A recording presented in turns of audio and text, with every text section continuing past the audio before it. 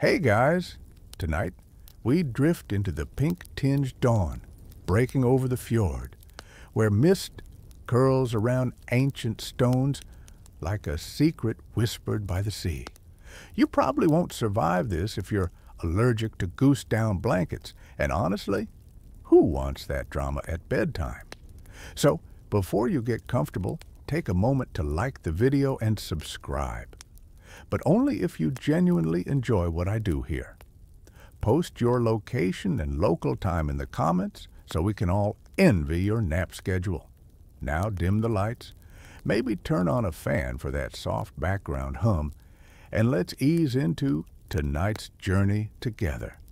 You step barefoot onto smooth granite slabs warmed by last night's embers, the salty tang of the North Sea brushing your nostrils. A low gull cries, echoing like a half-forgotten lullaby, as your eyes adjust to the lavender glow. Historians still argue whether these shores were first walked by settlers chasing fish or by dye enthusiasts seeking vibrant yarn. But one thing's clear, the coastline itself shaped Viking creativity. You trudge inland a few paces, and your boots squelch in dew-drenched grass. Every tuft of sea holly and handful of pebbles holds a story. One mainstream fact being that dyeing wool was already a known craft among Norse communities by the 8th century. You can practically feel those early artisans squinting at primitive tinctures, wishing for a Wi-Fi signal to Google how to not turn your tunic brown. In the hush, before full sunrise, you catch a glimpse of a tattered banner pinned to a weathered post. Its faded ochre stripes hint at long-lost glory, and maybe a fringe rumor that Jarls awoke their slaves at daybreak to stomp wool in wooden troughs, though that's probably more legend than fact. The wind rustles, and you lean closer, catching the subtle hiss of surf against stone. This place, carved by glaciers a millennium ago, still holds the echoes of spindles turning in low-ceilinged huts. You can almost hear the soft click of tablet-weaving looms. That steady rhythm felt as cozy as your favorite pillow right before you remember you forgot to fluff it this morning. A gull arcs overhead, talons gripping a glinting shell. You stoop to pick it up, turning it over, a tiny vessel perfect for mix and dye. A quirky tidbit says Vikings sometimes used mussel lip pigment for pale blue shades, though some archaeologists dismiss that as wishful thinking. Your fingertips itch with anticipation. Stepping toward a shallow cove, you tread through broken driftwood. Steam rises from your breath, mingling with the rising glow. Here, where river water meets the tide, early dyers found the sweet spot for soaking fleece. They didn't have pH strips, of course, but they tested by taste. Sour enough, they'd say, or that smells like last night's goat's queso. Historians still argue whether those tests were consistent or just an excuse for Vikings to sample everything within arm's reach. A jutting rock forms a natural basin filled with brackish water. You kneel, pulling a rough-woven sack of unwashed fleeces onto the smooth surface. The sheep were hardy, their wool thick enough to stave off winter's bite. By the 9th century, Norse herders selectively bred for long staple fibers, ensuring richer dye uptake. You slip your hands beneath the wool, feeling the cold sting of early morning water. The tactile chill pulses up your arms like a wake-up slap from Mother Nature.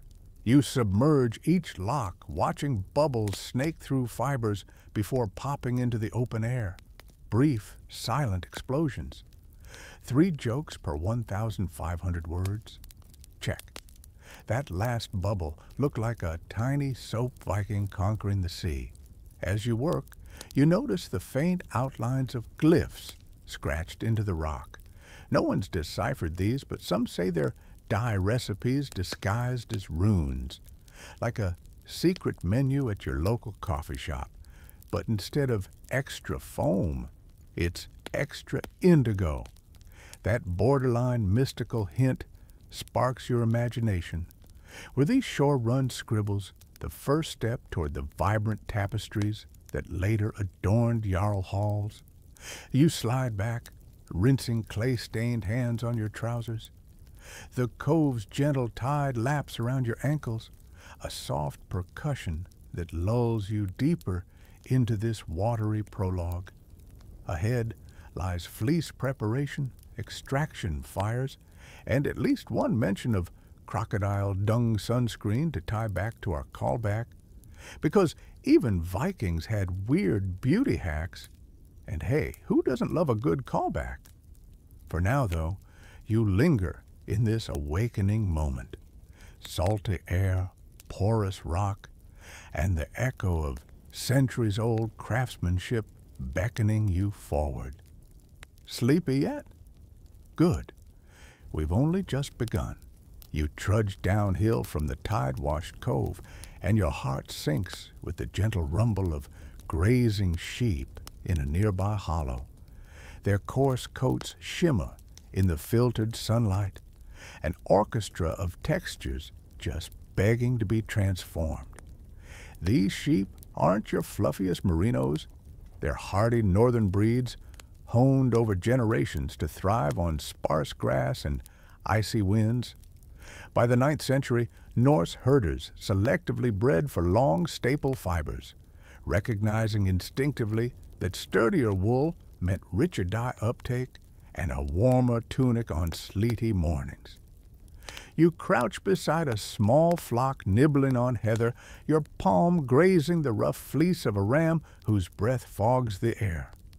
Their hairs feel like bristle brushes, rough but full of promise.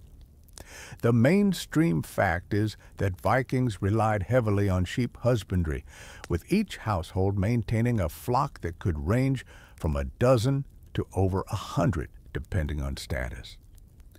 Those woolly assets were more valuable than a barrel of salted herring when winter's grip tightened. Yet among these common breeds hides a quirky tidbit. Some coastal farmers claimed they crossbred sheep with mountain goats to yield a dual fleece, one layer soft and insulating, the other coarse and dye-friendly. Few accepted this claim, chalking it up to boozy tavern talk, though a stray tuft of bristly goat might show up in archaeological digs now and then.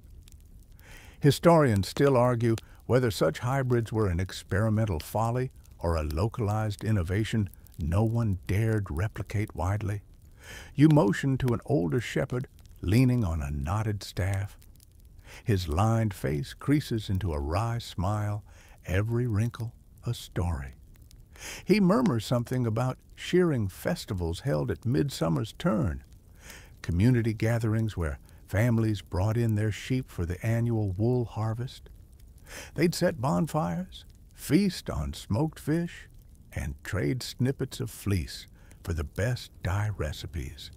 Shearing was a ritual, not just a chore. You imagine the crackle of flames against night sky laughter, stray embers drifting like glowing seeds.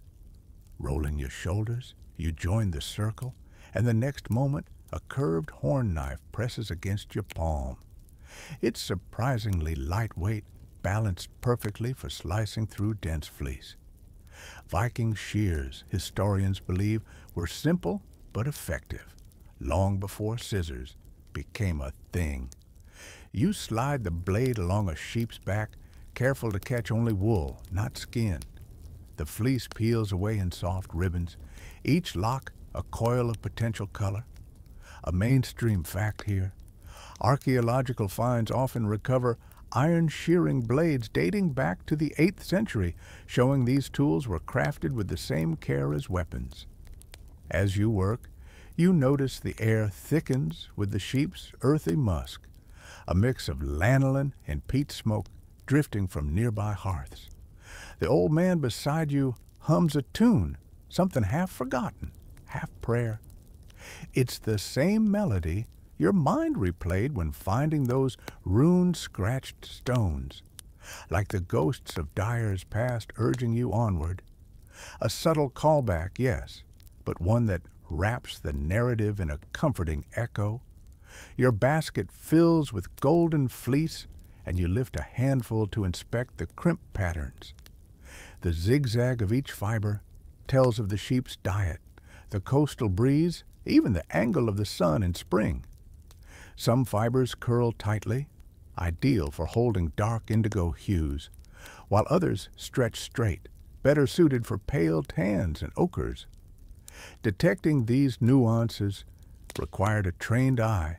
No surprise that Jarls often reserved only the finest for their cloaks. Whole flocks could be culled to ensure premium batches, a harsh but practical measure.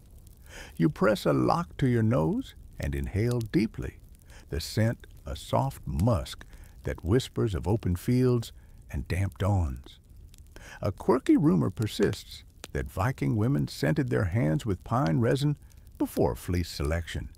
Believing it brought good luck to the dye batch. Modern scholars giggle at the thought, though pine tar residues have shown up on some shearing platforms. Historians still argue whether this was a deliberate mordant experiment or simply the result of harvesting resin for boat caulking nearby. Laden with fleece, you strike out for the longhouse's open door.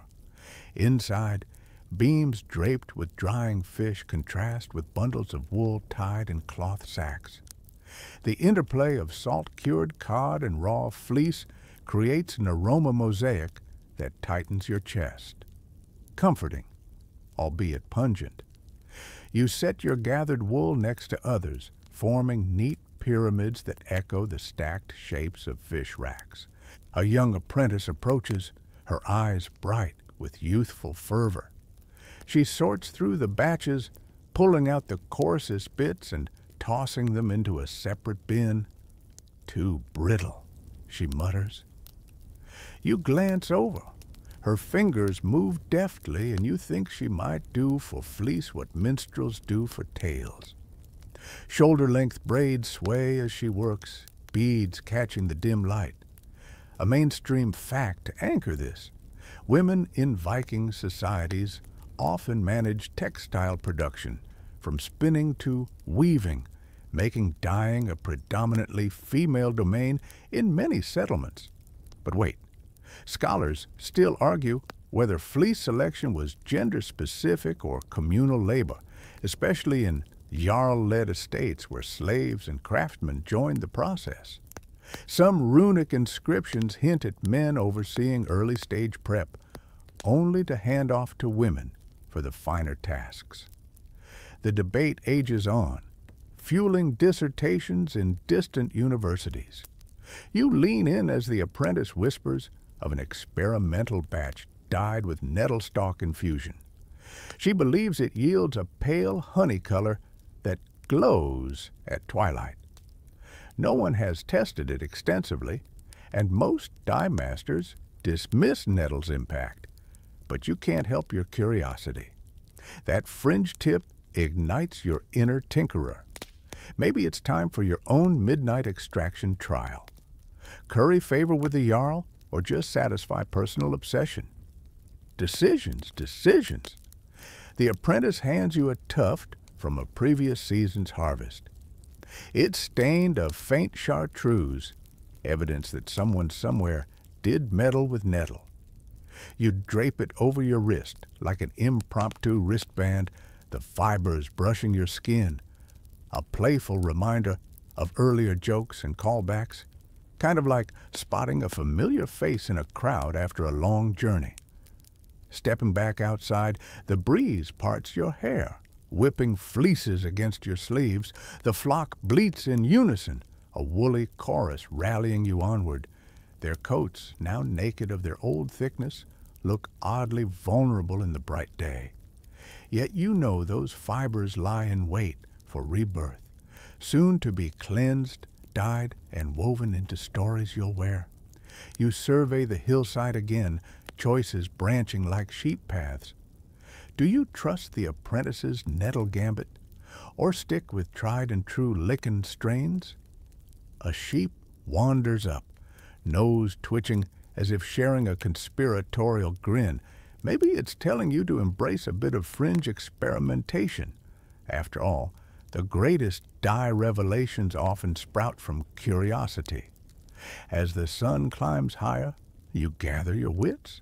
Your basket brims with the season's harvest, each fleece lock pulsing with untapped chromatic potential. You know tomorrow you'll plunge into the scouring ritual, but for now, you stand amid wind-whipped grasses, listening to bleats and feeling the weight of lineage in every fiber, the salinity in the air, the brush of wool on your fingertips, even the sheep's warm breath on your ankles. All these sensations fuse to form the prelude of your dying saga. One last glance at the scatter of fleeces, the sheep drifting back to lowing fields, and you can't help but smile. You've tamed the wild coats, wrested them from their natural state, and primed them for color alchemy. Before you lies a path woven from tradition, innovation, and enough speculative debates to fill runic stones. Onward, you think? Ash baths and extraction fires await. You slip from the wool-strewn clearing toward a narrow ribbon of fresh water curving through mossy stones. The air here tastes colder, sharper, an invigorating pinch before the scouring begins.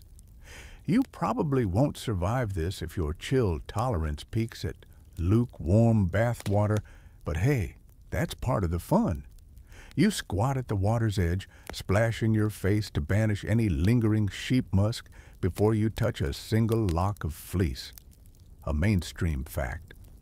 Viking dyers routinely used salt-infused stream baths to scour wool, leveraging the ocean's brine mixed with river flow to strip grease and lanolin.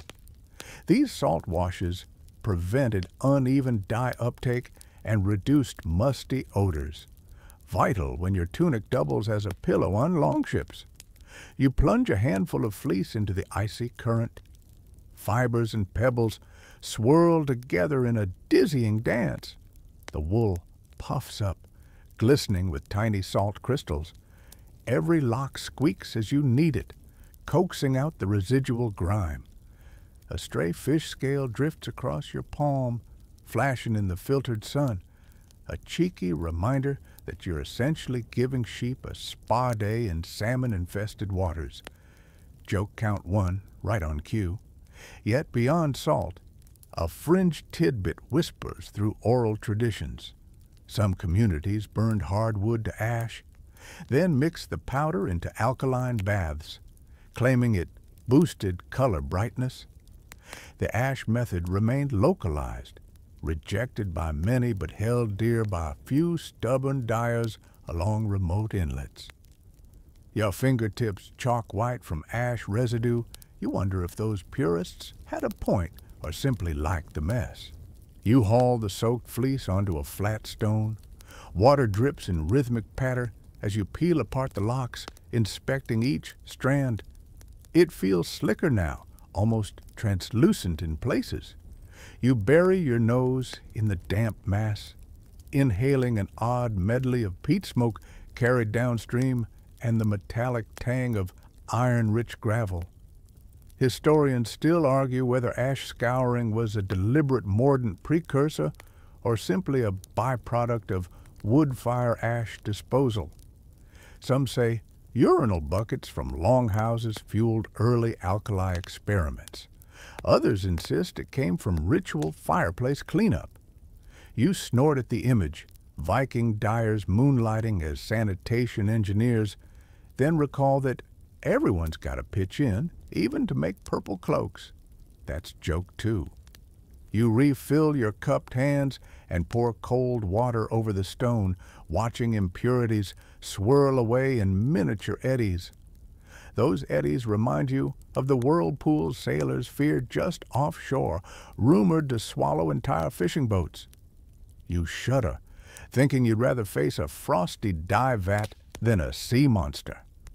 A sturdy wooden trough awaits a few paces uphill. You heft the semi-cleaned wool into its plank-lined walls. The trough, carved from felled oak, bears runic notches marking previous owners. One notch is shaped like a sun-wheel symbol. Remain doubts about its meaning, some claiming it denotes the most potent scouring batch. Historians still argue whether these runic marks served as batch codes or spiritual talismans to bless the wool. Kneeling at the trough's edge, you mix a handful of salt, hot river water, and a ladle of ash. Steam swirls in front of your face, fogging your glasses, if you had any. The mixture froths like a primitive shampoo, and you press each fleece lock beneath the surface, paddling and turning until the water runs clear. A local tale insists that dyers whispered curses into the foam, insults to ward off color-stealing sprites believed to lurk in dye baths. These foam hexes supposedly guaranteed color-fast shades, or else the dyer risked a roommate dyed in neon pink as payback. You can't tell if the story's fringe or just a sneaky way to prank apprentices. Once scoured, you lift the wool onto a rough-hewn drying rack angled toward the breeze. The fibers splay like miniature sails, each tuft catching sunbeams as they glimmer with residual salt and ash. You brush your palm over a row of bright white locks, feeling the transformation from greasy clump to ready canvas for pigment. A quick joke. This wool looks so pristine you'd swipe it on your cheeks as a DIY face mask. Just make sure you rinse before dyeing, or you'll sport a gradient of sheer embarrassment. That's your third quip, delivered with all the grace of a sheep stumbling on a slope. A distant bell clangs. Time to purge the trough. You pry loose wooden planks, letting the dark sludge seep into the earth. The smell is feral, a potent cocktail of lanolin, ash, and salty earth. The ground around the trough is stained a muted gray like a battleground where wool emerges victorious. You step back, wiping your hands on a mossy stone. Drips fall in soft plinks, each echoing the promise of vibrant hues yet to come. You survey the drying rack, rows of snow-white fleece, pristine as freshly fallen snow on mountain peaks. That's the baseline. Without this scouring, dyes would slip and slide, leaving blotchy war paint instead of regal cloaks. A scholar's footnote might remind you that some coastal dyers experimented with seaweed rinses, believing the plant's natural alginates helped fix colors. No definitive proof survives, but occasional alginate residues show up in microscopic scans of ancient textiles. Historians still argue whether seaweed baths were practical innovations or mere coastal superstition. You press a strand of semi-dry wool between thumb and forefinger, testing for remaining grit. It's smooth now, like a cat's whisker, but softer. A breeze picks up, rustling the strands, and you imagine them ripe for soaking in your next stage, the great pigment extraction. Before you rise, you spot tiny bits of shell that washed in from the river mouth, glinting like flecks of mica. You pocket a shard. Who knows? Maybe it's the secret ingredient for a midnight blue glaze that will have Jarls lining up for yards of cloth. Or maybe it's just trash. Either way, it feels sacred, plucked from the union of sea and river that made this scouring spot legendary. With your basket emptied and your arms tingling from cold water, you turn away from the trough. Mossy stones underfoot guide you back toward the hearth-lit dye huts, each step echoing on slick slate. You pause only to glance back at the drying rack, a silent battalion of fleece ready for their chromatic destiny. As you approach the longhouse doorway, the warm glow of hearth embers invites you in. Steam from simmering dye vats dances in the frame, promising heat, ritual, and the next act in this unfolding saga. Your shoulders ache pleasantly, tinged with anticipation, because once wool is scoured, it's like giving it a blank canvas, hungry for the pigments you're about to unleash. You take a breath, bracing for steam and sparks, and step into the dim interior.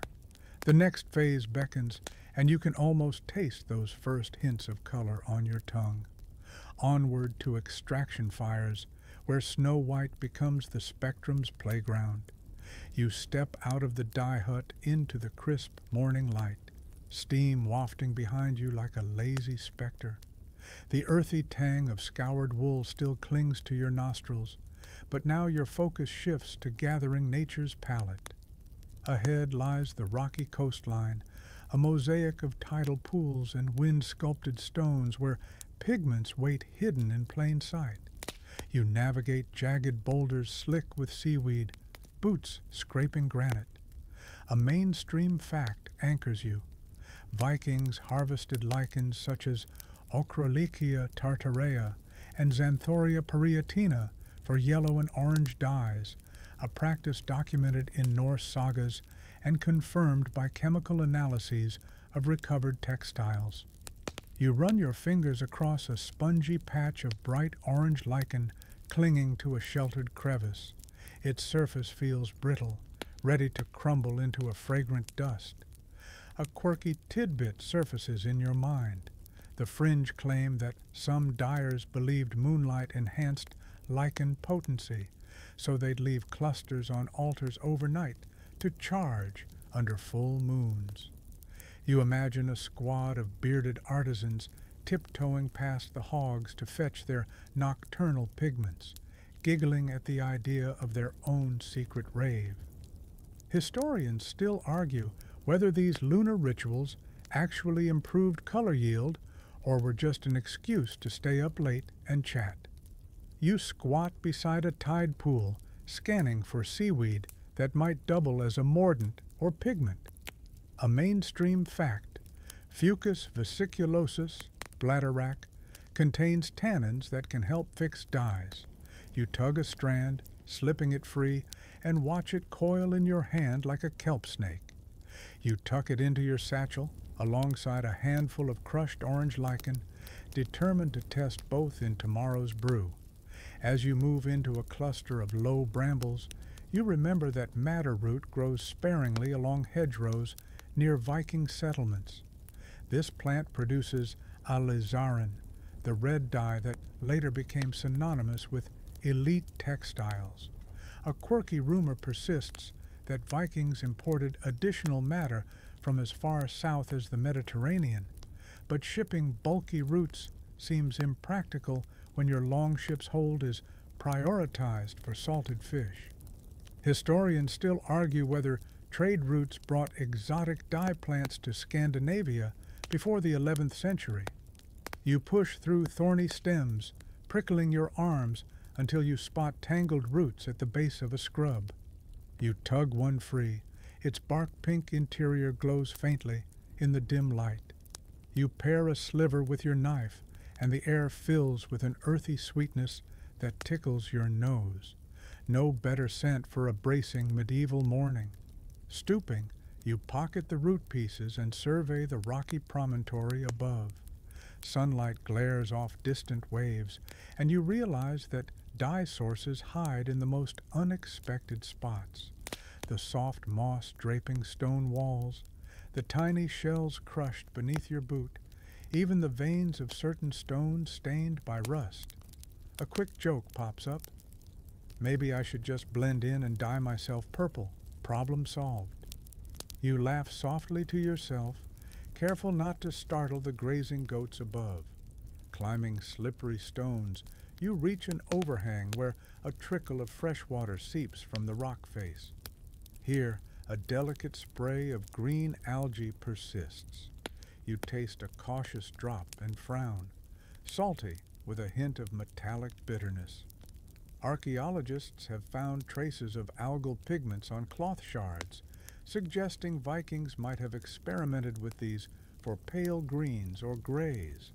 Scholars still argue whether algal dyes were widespread innovations or isolated attempts quickly abandoned. A sudden cry interrupts your thoughts. A seabird swoops overhead, talons clutching a wriggling fish. You duck instinctively, cursing your lack of protective hat, before marveling at the bird's precision. If only you could harness that finesse for your own pigment runs. Joke 2, delivered. Descending back toward softer ground, you tread through a swath of marshy reeds. You know reeds aren't dye sources, but their fibrous stems indicate periodic freshwater flooding, good spots for certain plants. Spotting a cluster of slender lavender blooms, you recognize Oreganum vulgar, or wild oregano. No famous Viking use here, but sometimes dyers added aromatic herbs to baths simply for a pleasant smell. You pluck a sprig, inhaling its warm, resinous fragrance. Maybe a small infusion could mask stink from sheep musk. A mainstream fact: Vikings documented using willow bark tannins to darken shades.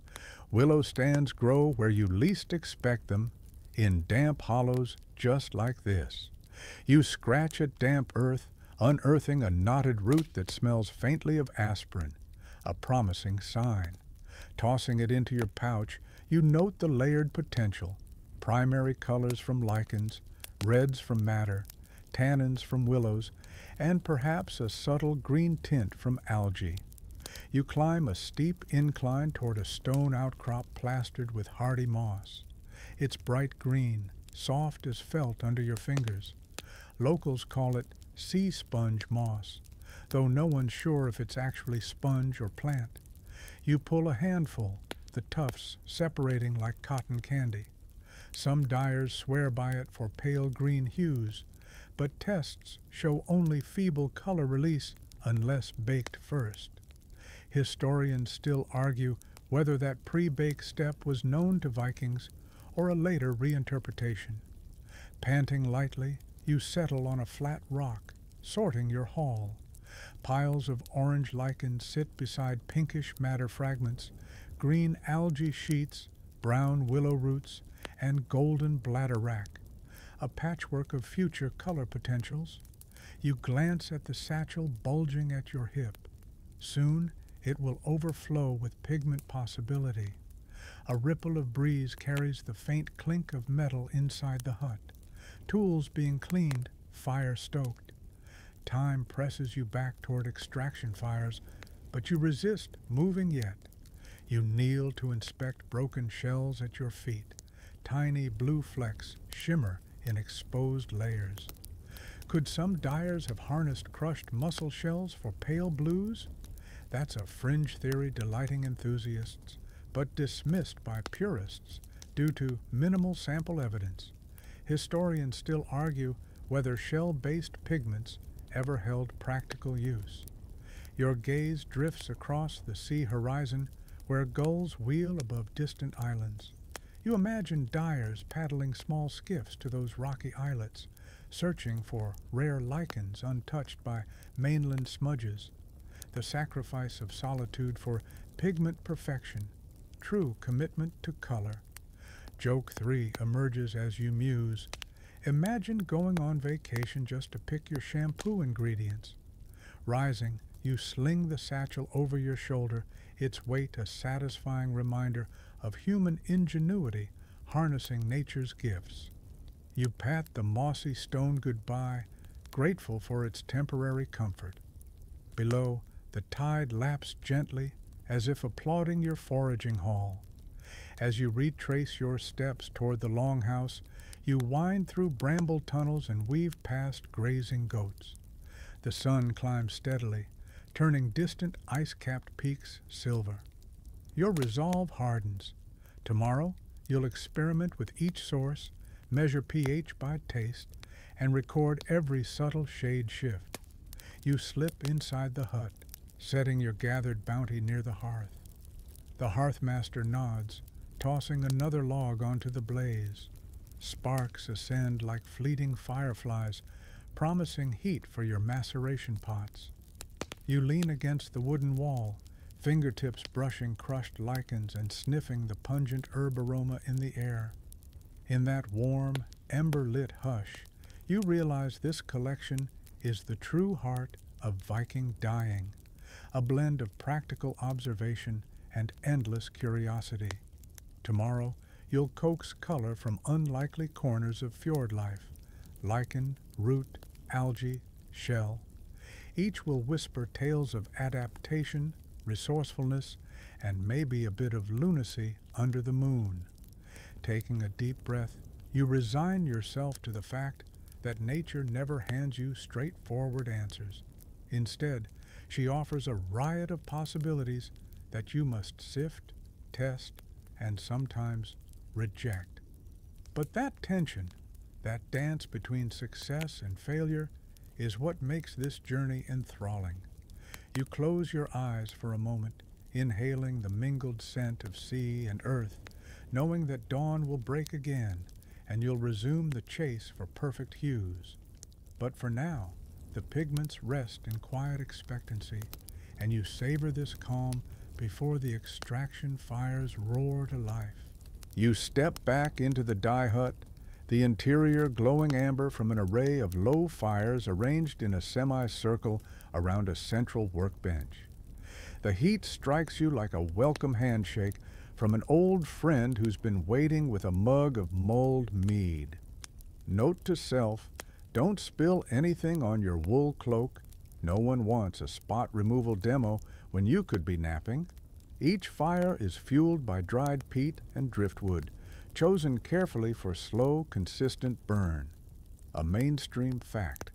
Viking dyers understood that too high flames could scorch both pot and pigment, so they maintained controlled embers rather than roaring infernos, an early lesson in temperature regulation that even modern chem labs would respect. Yet, as any dyer knows, imperfect flames introduce rustic, smoky notes that can subtly shift dye hues. You crouch by the first hearth, where an iron pot brims with water and crushed madder root. You stir with a twisted branch, likely birch, favored because its oils resist scorching, and watch the liquid turn from muddy tan to soft coral. A quirky tidbit insists some dyers added animal urine to boost acidity, improving color release.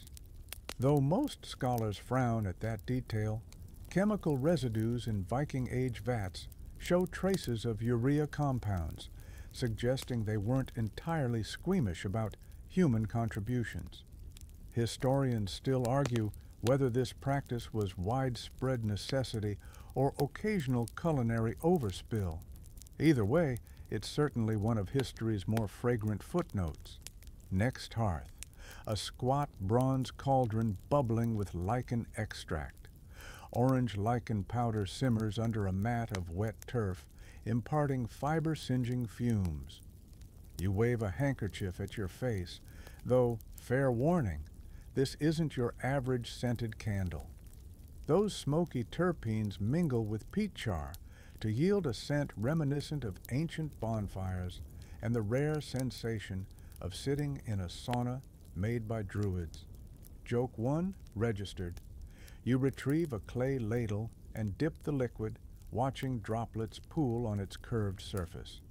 The pigment clings with surprising strength, hinting at a robust bond. Lichen dyes often yield flaky results unless properly cooked, and Viking dyers likely discovered this through trial, error, and the occasional hiss of exploded dye pots. You note that contemporary labs recreate these recipes by holding extractions at roughly 80 degrees Celsius for several hours, a practice paralleling Norse wisdom. Moving to the third hearth, you find a kettle steeping willow bark infusions. The water has turned amber brown and bubbles cluster at the edges. You lean in and inhale. Willow lends subtle tannins that deepen shades and improve fastness. Mainstream sources confirm Vikings used willow and oak bark in pre-mordant baths, trusting tree-derived tannins to bridge pigment and fiber. Yet fringe lore claims bark soaked in seawater produces richer mahogany tones than freshwater alone. You swallow at that notion, tasting seawater might earn you a stint scrubbing fish guts for penance. Historians still argue whether these saline bark baths existed or if it's just a fisherman's tall tale. A young apprentice inches closer, her sleeve caught in the lichen pot's rim. You suppress a grin as she frees herself. No one's perfect, even with careful instructions. She bristles at your amused look, then rebounds with a grin, tucking stray hair behind her ear. You trust her to manage the next phase, turning pigments into a unified dye bath. Your gaze falls on a large, flat hearth where multiple pots will merge. A trough of seaweed-scented water flows at the base, trickling into an iron grate that keeps embers warmed without direct flame contact. An ingenious Viking compromise to guard against scorching while maintaining heat. You imagine modern chefs marveling at such control, or perhaps sending cease and desist orders for using flavors of the sea in everything. Bridge to modern lab humor. Next-gen pipettes wish they had this flair. Unsheathing a small leather pouch, you extract measured scoops of lichen and madder powders, weighing them by eye. Precision scales weren't in vogue, but experienced dyers gauged quantities using wooden spoons marked with notches. You recall the rune-carved ladle from the Fjord, possibly a measuring tool or decorative flourish. Historians still argue whether these notches denoted volume or lineage, but their presence hints at an early grasp of standardization. You combine the powders in a small basin, then pour the blended pigment into the large kettle.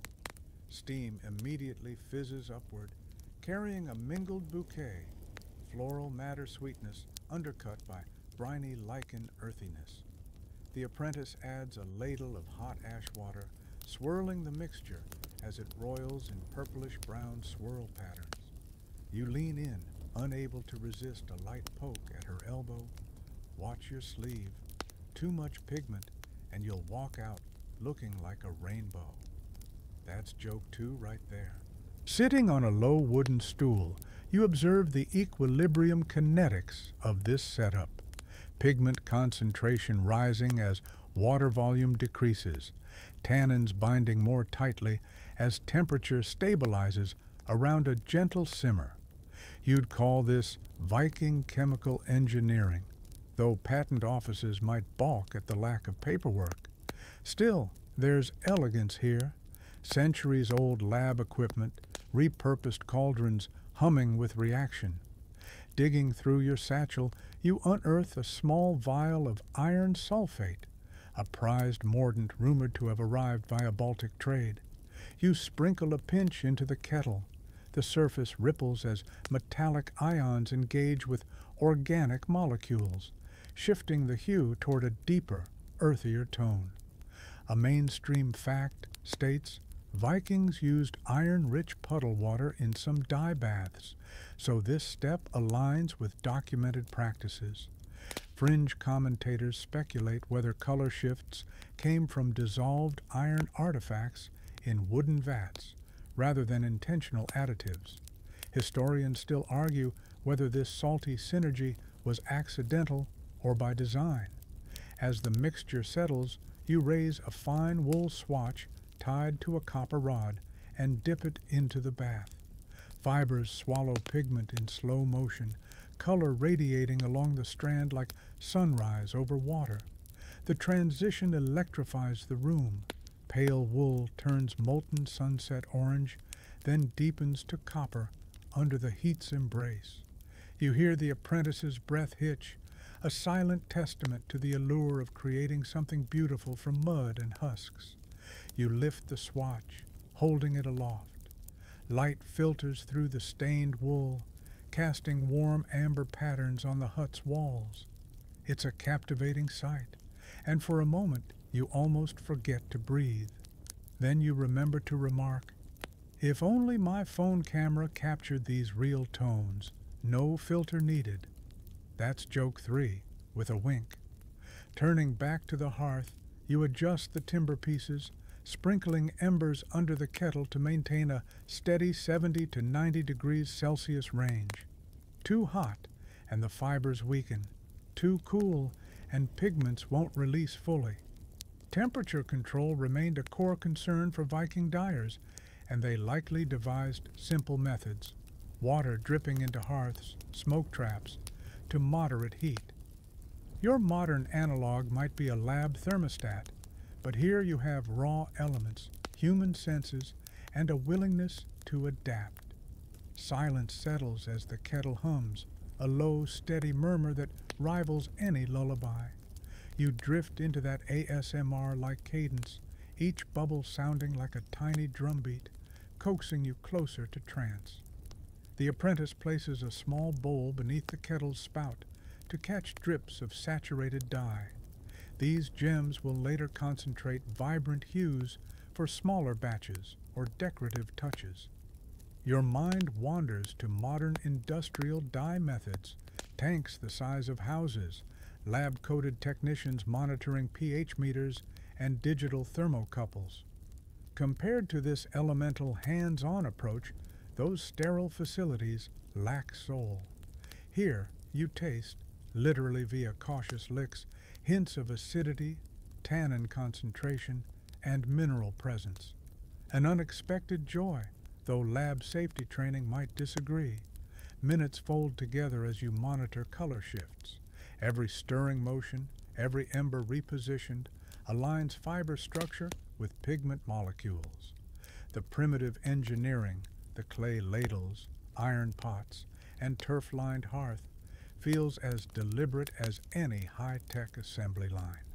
You appreciate how this craft synthesizes chemistry, geology, botany, and a dash of lunar superstition into a single brew.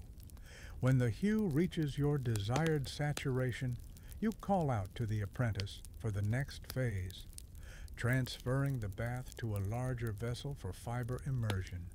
She nods, pulling a stout wooden spigot from the base of the kettle.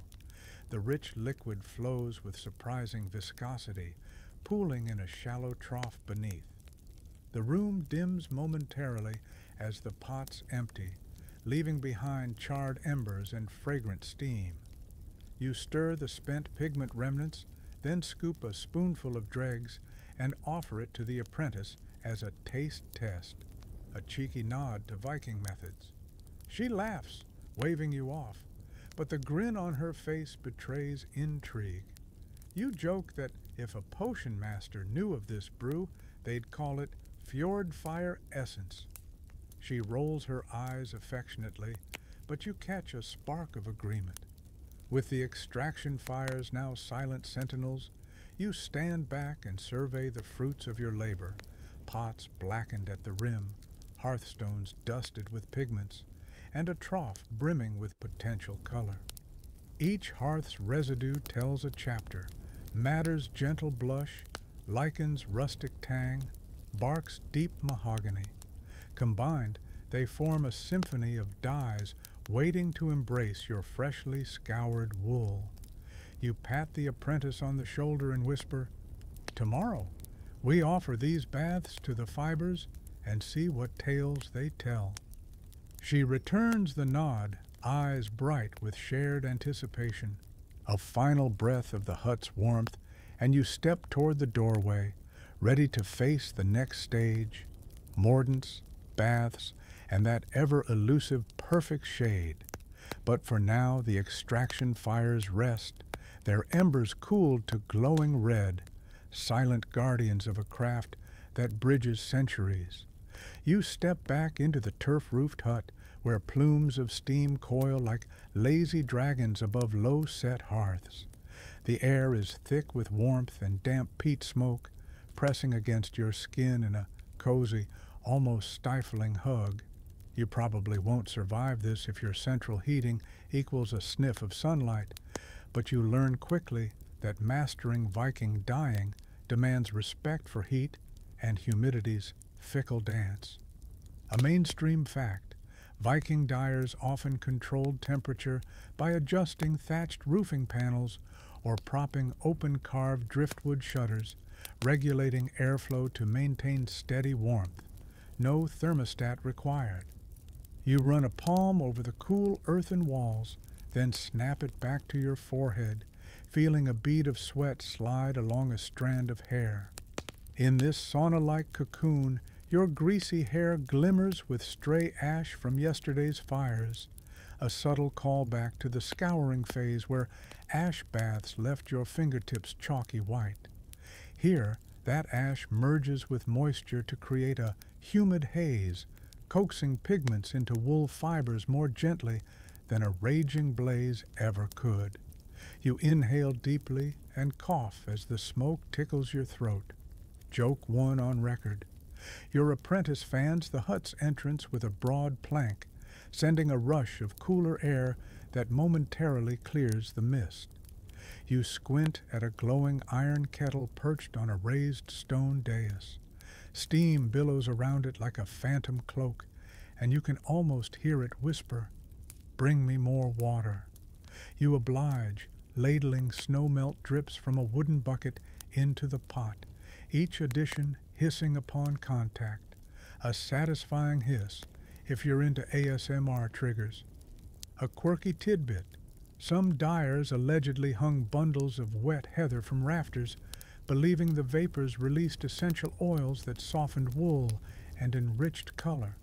Think of it as Viking aromatherapy. You glance upward to confirm no heather hanging overhead. Otherwise, you'd be serenaded by herbal incense. Historians still argue whether heather hung at all, or if it's just later folklore spun by romantic storytellers. You kneel beside the kettle, slipping your fingers into the steamy water to sense its temperature. No digital gauge here, just skin and intuition. The heat feels just right when it tickles rather than burns, roughly between 75 degrees Celsius and 85 degrees Celsius, ideal for coaxing pigments without weakening fibers. This crude finger test endured until modern thermometers arrived in the 19th century, proof that ancient artisans trusted body over gauge. Steam swirls around your face, carrying the sweet bite of madder and the earthy tang of lichen. Each inhale triggers a vivid memory of dipping swatches in last night's extraction baths. The sudden color bursts, lighting the hut like stained glass windows at sunrise. You lean back, pressing against a bench smoothed by generations of tales, both sheep and apprentice, an emotional callback to the sheep you sheared in Section 2. Your apprentice returns with a shallow tray of damp fleece locks, their strands glistening under steam. "Ready for the humidity trick?" she asks, voice muffled by the fog.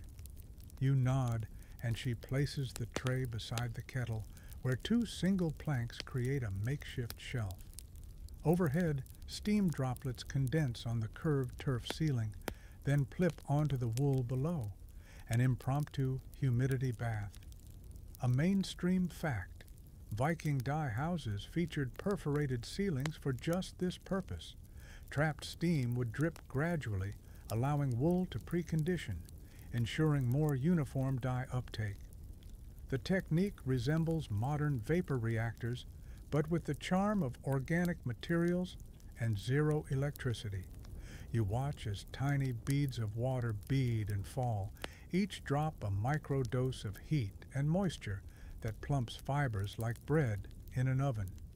As you observe, you notice one water droplet landing off-center, soaking only part of a wool lock. You wince. Uneven humidity means uneven color. Jokingly, you quip, "Great, now my tunic will have built-in avant-garde ombre." The apprentice laughs, adjusting the tray's angle to catch more steam. Joke 2 checked off. You rise and peep through a slit in the turf wall where the sun's rays cut through steam, illuminating motes like floating embers. That golden light mingles with the kettle's copper glow, bathing the hut in an otherworldly aura. It feels almost ritualistic, heat, water, and pigment converging in this moment of coaxed transformation. Moving to a corner hearth, you spot a cauldron simmering with bark-infused water. The apprentice stirs, chanting a half-serious, half-playful mantra. By willow's bark and iron's spark. A fringe rumor claims Viking dyers recited runic verses over vats to bless their colors, spirituality meeting chemistry. You smirk, imagining a troop of bearded sorcerers chanting for brighter reds. Historians still argue whether these chants were genuine ritual or later fabrications to spice up museum tours.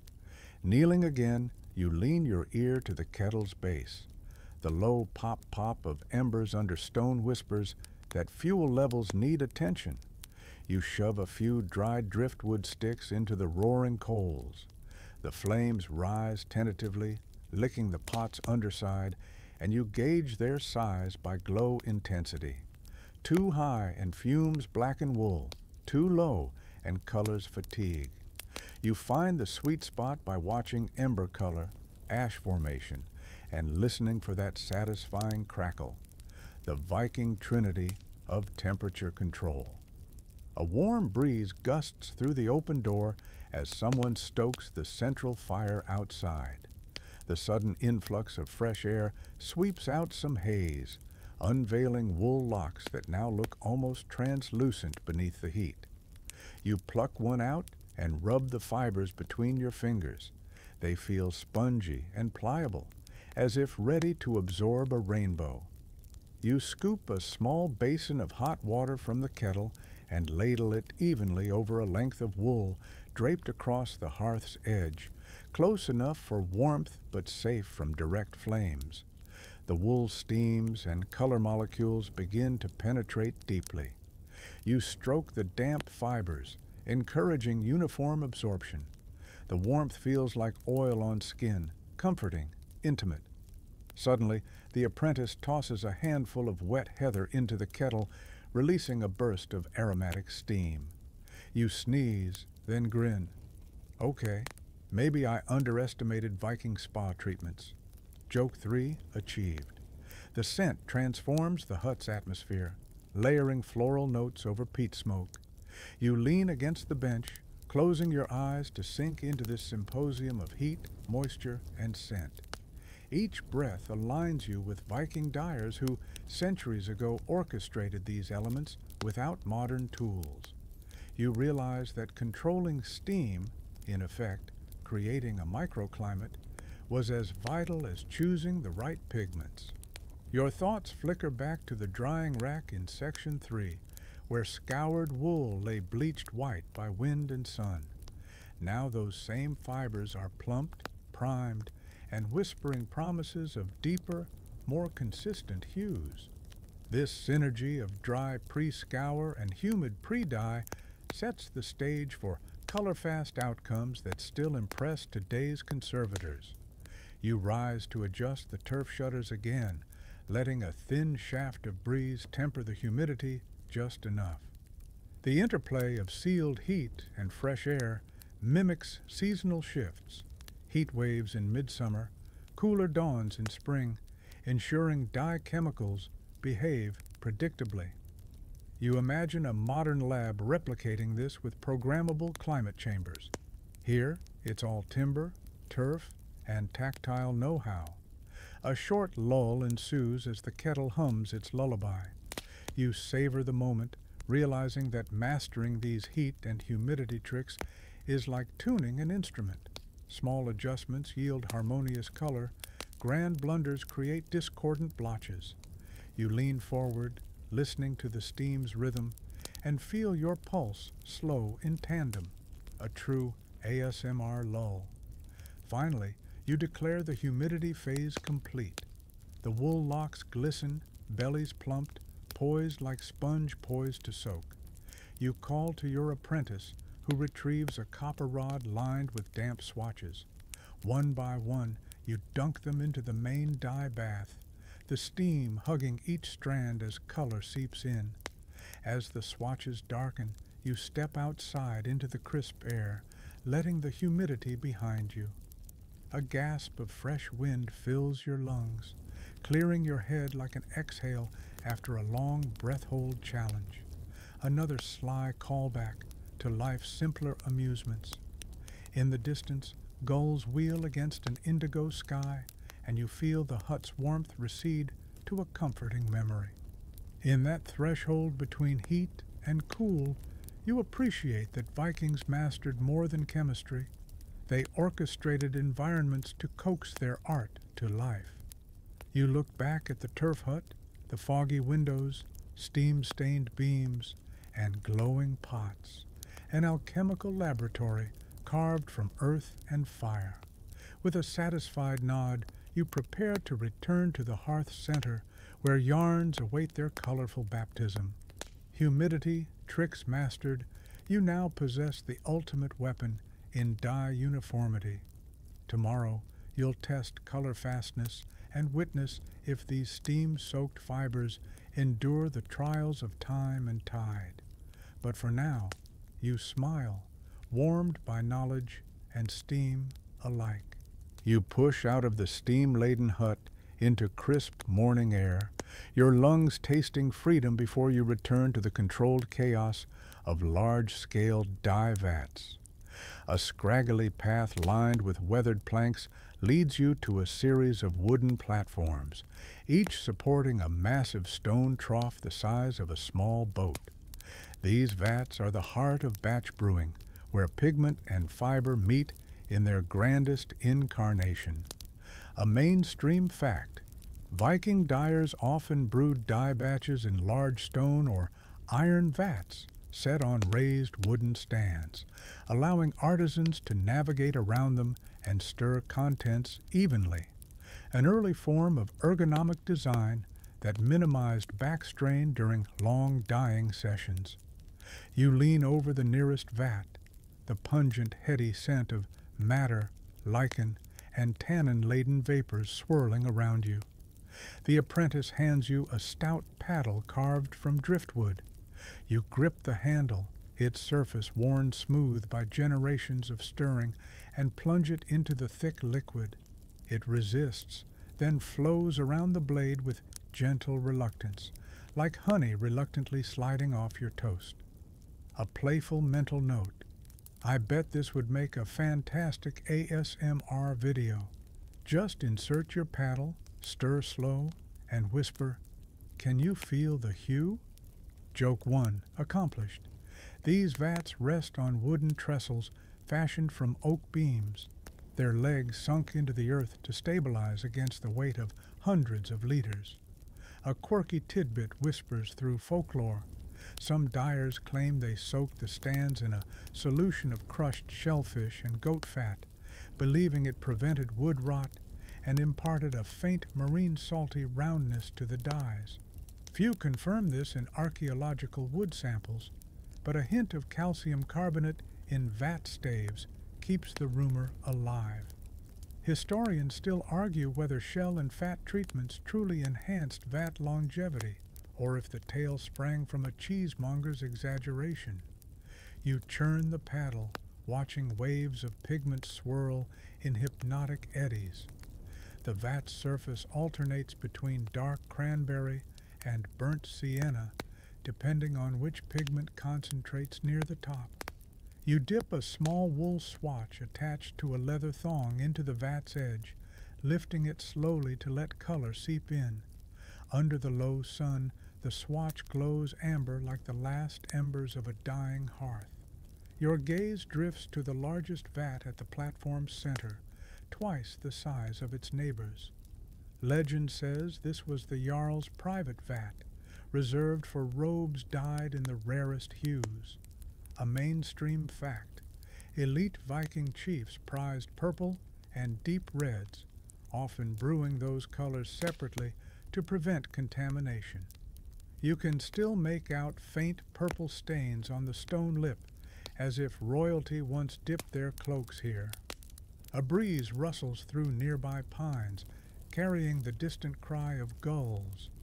You notice the stone trough's exterior is etched with runes you first saw scratched into the scouring rock. Here, they form a spiral pattern. Some say a magic circle to contain die spirits. Others insist it's a mnemonic device marking successful brew ratios.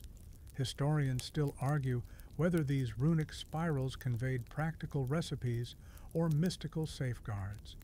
You wipe sweat from your brow, though the breeze chills you, because batch brewing is a sweaty affair. You're about to deliver joke 2 when you recall the crocodile dung sunscreen callback. Yes, that absurd footnote from Section 1. Viking beachgoers sometimes rubbed dung on exposed skin as a primitive SPF, so why not protect vat tenders' arms? You lift your paddle and brandish it like a spear, musing, "Next time I'll bring dung blocks in case the sun drops in." That's your second quip, a borderline horrified chuckle. The apprentice slides a clay marker, essentially a labeled pebble, into each vat's rim, tracking which pigment concentration and mordant ratio each holds. These markers are more than decoration. They encode batch identity, a primitive RFID of the Viking world. A quirky tidbit suggests some master dyers used shark's tooth pendants for their royal vats, believing the tooth sharpness translated into color sharpness. No shark tooth has been unearthed, but the rumor persists in hushed workshop corners. Leaning on your paddle, you take a moment to admire the batch brewing setup. Tiered platforms connected by plank walkways, vats arranged like soldiers in formation, and timber supports that hum with the latent warmth of sun-soaked wood. A mainstream fact reminds you that these platforms often had drainage channels carved beneath, so overflow would slip away without flooding the workspace. Practicalities mattered as much as pigments. You turn back to paddle duty. The thick brew calls for constant circulation to prevent sediment from settling. Otherwise, a single batch could yield streaky color.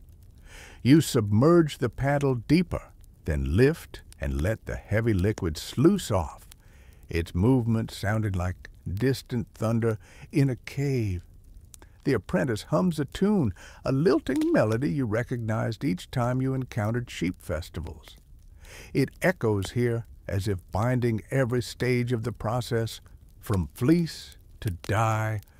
A sudden flash of sunlight catches the central vat surface, spotlighting swirling pigments like a miniature galaxy in motion.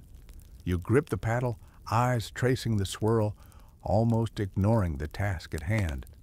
Just as you lean in, you recall that mainstream fact about pig fat historically being added to oil-based pigments for frescoes, wondering if Viking batches ever included animal fats for sheen. Fringe whispers say some coastal dyers boiled fish oil into vats to emulate supple leather gloss on textiles. It's a theory met with eye rolls in academic circles, yet ancient, rancid, yet glistening fabrics hint otherwise. Historians still argue whether oily dye baths existed or if any references stem from misunderstood translations. You shake your head, refocusing on the practical. Stir, scoop, sample. You wield a small dip rod to collect a pale core sample from the vat's middle, then pour it into a clay bowl. The apprentice hands you a scrap of wool, which you press into the sample and lift, watching it change from pale straw to bold ochre in seconds. Look at that! Instant wardrobe upgrade, you muse, joking about Vikings needing Snapchat filters. Joke 3 delivered. As midday sun climbs, you pause stirring to refuel the hearths beneath each vat. You toss on small split logs, sending sparks drifting skyward like flares. You adjust roof shutters to capture more direct sunlight on the vats, using natural heat to complement embers. It's a balancing act. Too much sun and the brew overheats, too little and pigments won't extract fully. Modern solar ovens envy this hybrid system of wood and sun. With your paddle resting across two vats, you survey the operation. Apprentice and you work in tandem. She refills pigment stocks. You maintain stirring cadence. The rhythmic motion feels ancient, yet comforting, like the note of a well-tuned instrument. These vats aren't just containers. They're living, breathing entities, each with its own idiosyncrasies, temperature quirks, and flavor profiles. You lean close to a vat's rim, inhaling the brew's bouquet. Herbal matter sweetness, marine salt tang, forest floor tannins. Mixed, they create an aroma that, while pungent, embodies the very soul of fjord life. You can almost see Norse poets selecting these scents as metaphors for life's dualities, bitter and sweet, earth and sea, tradition and innovation. A faint tremor runs through the platform.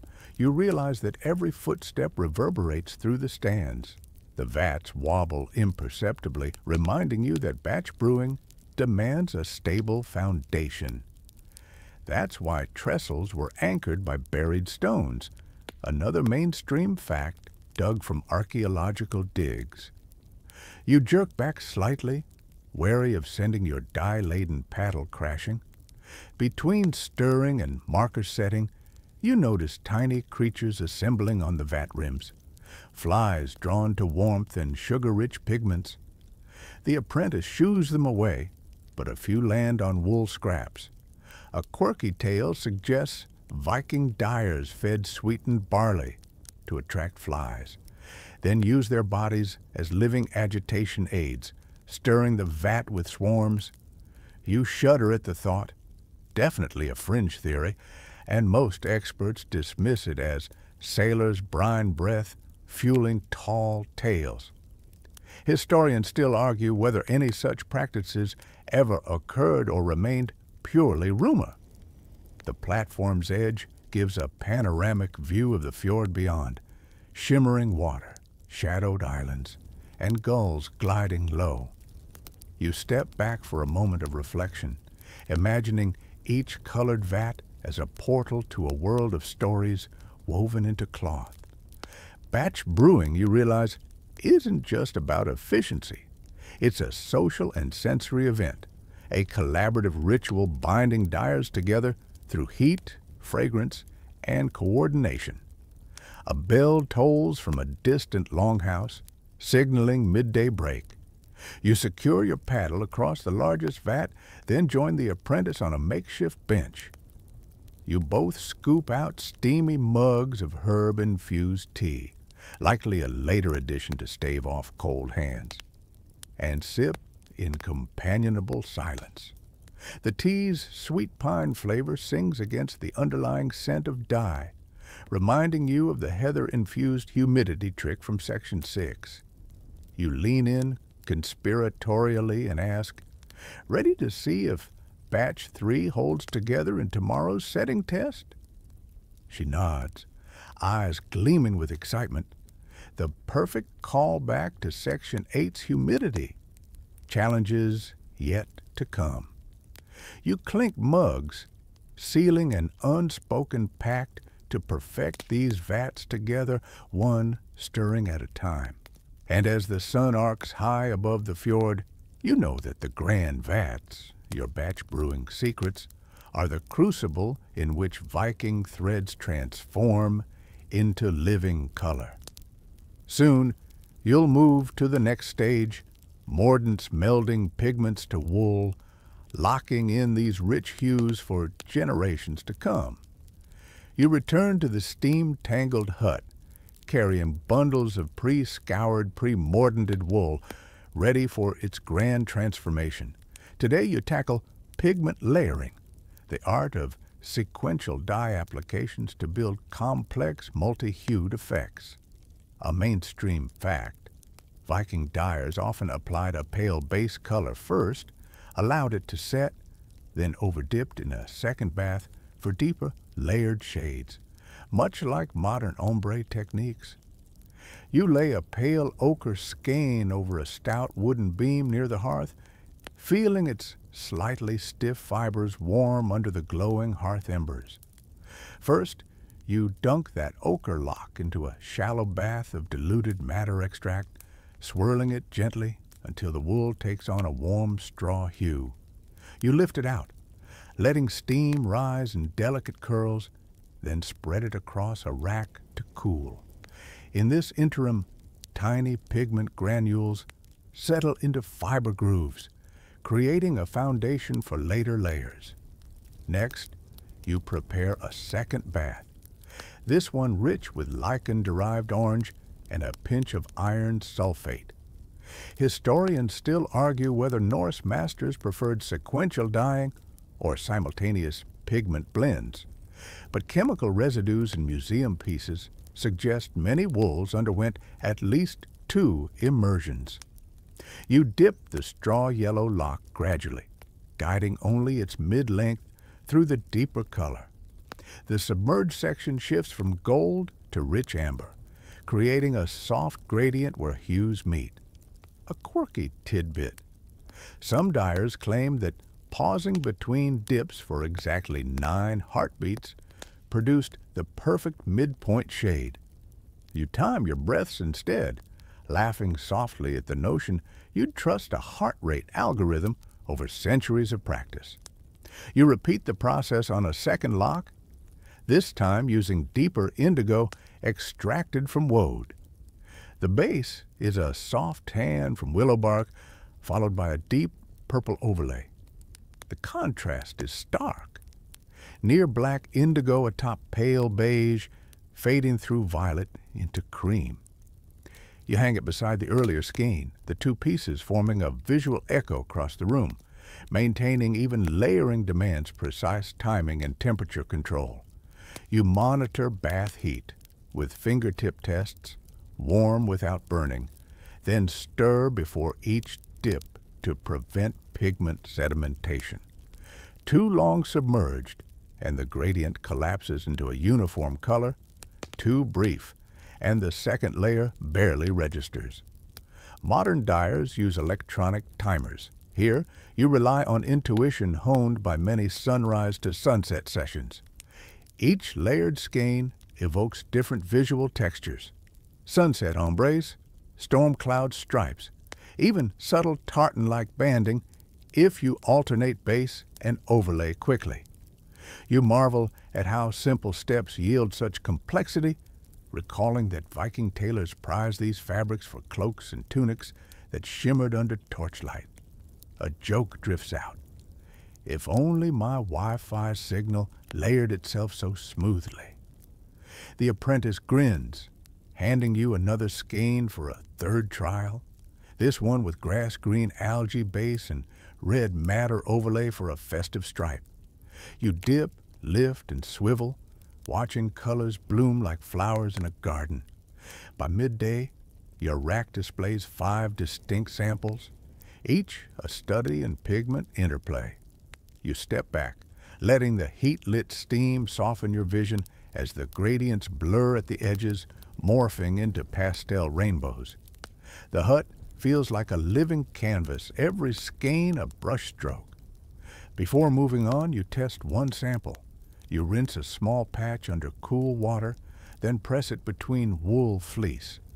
The colors hold firm, revealing successful layering. You smile at the tactile proof of your craft, knowing that mastering these layering techniques gave Viking garments their signature depth and vibrancy. You step into the turf-roofed dye hut once more, pushing aside a woven curtain that's glazed with steam droplets from yesterday's brews. The air inside feels like walking into a dense mist, heavy with warmth, smoke, and the faintest hint of fermented barley. You shrug off your cloak, immediately slick with condensation, and take a slow breath, lungs filling with that primal mixture of peat, smoke, and plant essences. Viking dyers mastered the art of heat and humidity long before modern climate control existed. They relied on natural materials and simple tricks to create microclimates ideal for dye absorption. Historians still argue whether some of these techniques were deliberately engineered or born of serendipitous discovery, but the results speak for themselves in the uniformity and vibrancy of surviving textiles. In the center of the hut stands a low circular hearth made from stacked stones and lined with iron plates. It's covered by a shallow iron kettle that simmers with water warmed by glowing coals. Around the kettle, bundles of wet wool locks rest on slatted wooden racks arranged in concentric circles to catch rising steam. You crouch to inspect the setup. Each rack sits about 18 inches above the kettle rim, calibrated so that steam condenses on damp fibers rather than blasting them with direct heat. A mainstream fact: archaeological evidence shows some Viking dye huts featured perforated turf ceilings to trap steam. Moisture would build up overhead, then drip uniformly through small holes onto suspended wool, creating an even preconditioning bath before actual dyeing.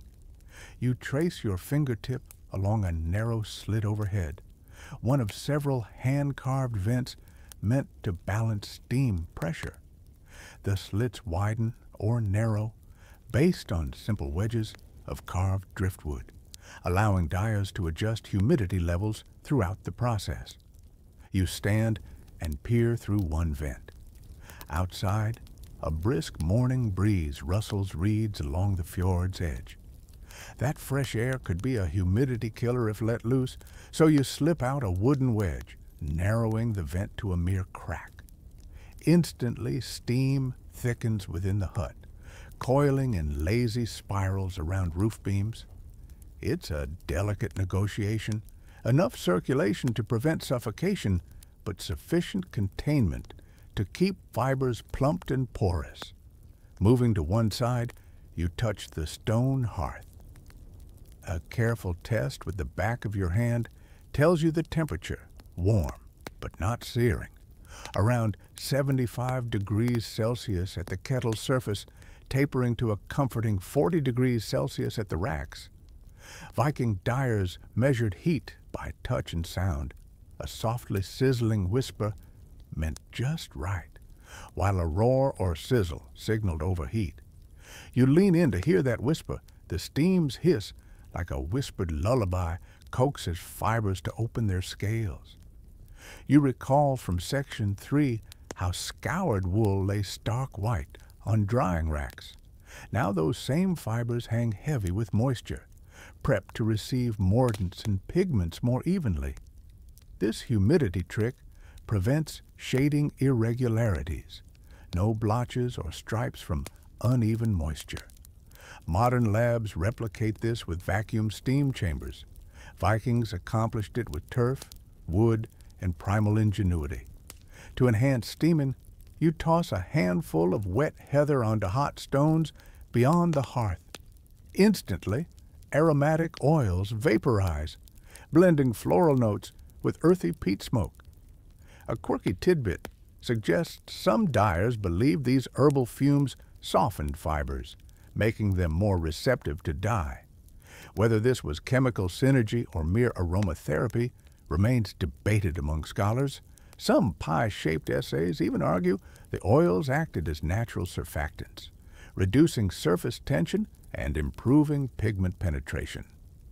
Historians still argue whether any such chemical effect existed or if it was simply a pleasant scent. Steam droplets begin to form on the underside of the turf ceiling, then plip onto wool locks in regular patterns. You watch as columns of moisture bead and drip, each droplet in slow motion descent, merging into tiny rivulets along fiber bundles. The sensation is nearly hypnotic, the steady cadence like a metronome, guiding your pulse toward sleep, if not for the faint roar of coals below. You step closer to one rack and gently press a wool tuft. It yields under your palm, plump and sponge-like, exactly how fiber should feel before immersion in dye. Without this humidity conditioning, wool scales might lie flat, hindering even color uptake. The trick transforms coarse fiber into a receptive matrix, ready to embrace pigments fully. A quick joke forms, who knew a steam sauna was the secret to Viking couture? But you suppress it, letting the steam speak its own poetry. In a darker corner, you notice a smaller kettle simmering gently with tannin-rich oak bark infusion. You draw a breath and detect sharper, woodsy notes under the steam's sweetness. Setting this kettle beneath a separate vent creates dual humidity zones, one for pure steam plumping, the other for tannin-enriched vapor that pre-mordants fibers by opening scales. This simultaneous steaming and mordanting deepens color fixation later, a mainstream fact. Some Viking dye huts featured adjacent hearths with different bath compositions, allowing dyers to rotate wool between zones. The practice parallels modern stepwise dye processes where fibers move from pre-treatment to dye baths under controlled climates. You slide a damp fleece bundle between zones, watching steam fog your glasses, then clear them with a practiced swipe. Humidity control also combated fluctuating outside conditions, rain, frost, sudden sun.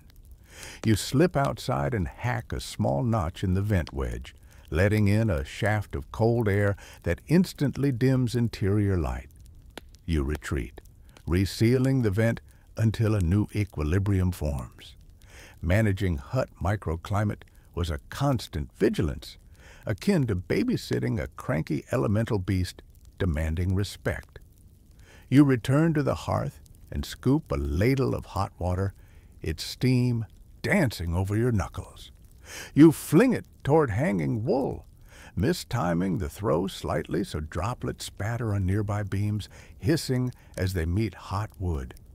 You chuckle at your clumsiness, recalling joke two about accidental avant-garde water art. The apprentice peeks from behind a rack, cracks a smile, and hands you another bundle to test humidity reach. Setting the wool aside, you lean against a wall, momentarily cloaked in rising fog. Inside this steam cocoon, time dilates. The outside world, fjord, gulls, wind-whipped reeds, fades into a distant memory. All that exists is the interplay of heat, moisture, and fiber. You close your eyes, letting the steady drip-drip soothe nerves and heighten senses to the hut's organic rhythm. After several minutes, you slip small threads from a damp wool lock and inspect moisture distribution. The fibers glisten uniformly, each crimp swollen identically. Inconsistent steaming would leave dry patches. Here, only a few errant strands near a vent edge show slight dryness. You mark the spot and nudge the vent wedge outward a hair's breadth to redirect steam. That minor tweak illustrates how precise Viking dyers became. No gut feeling alone, but empirical observation and incremental adjustment. You light a small torch from embers and stir the main kettle, reviving coals under its base. Steam intensifies, huffing through roof slits like a kettle whistle.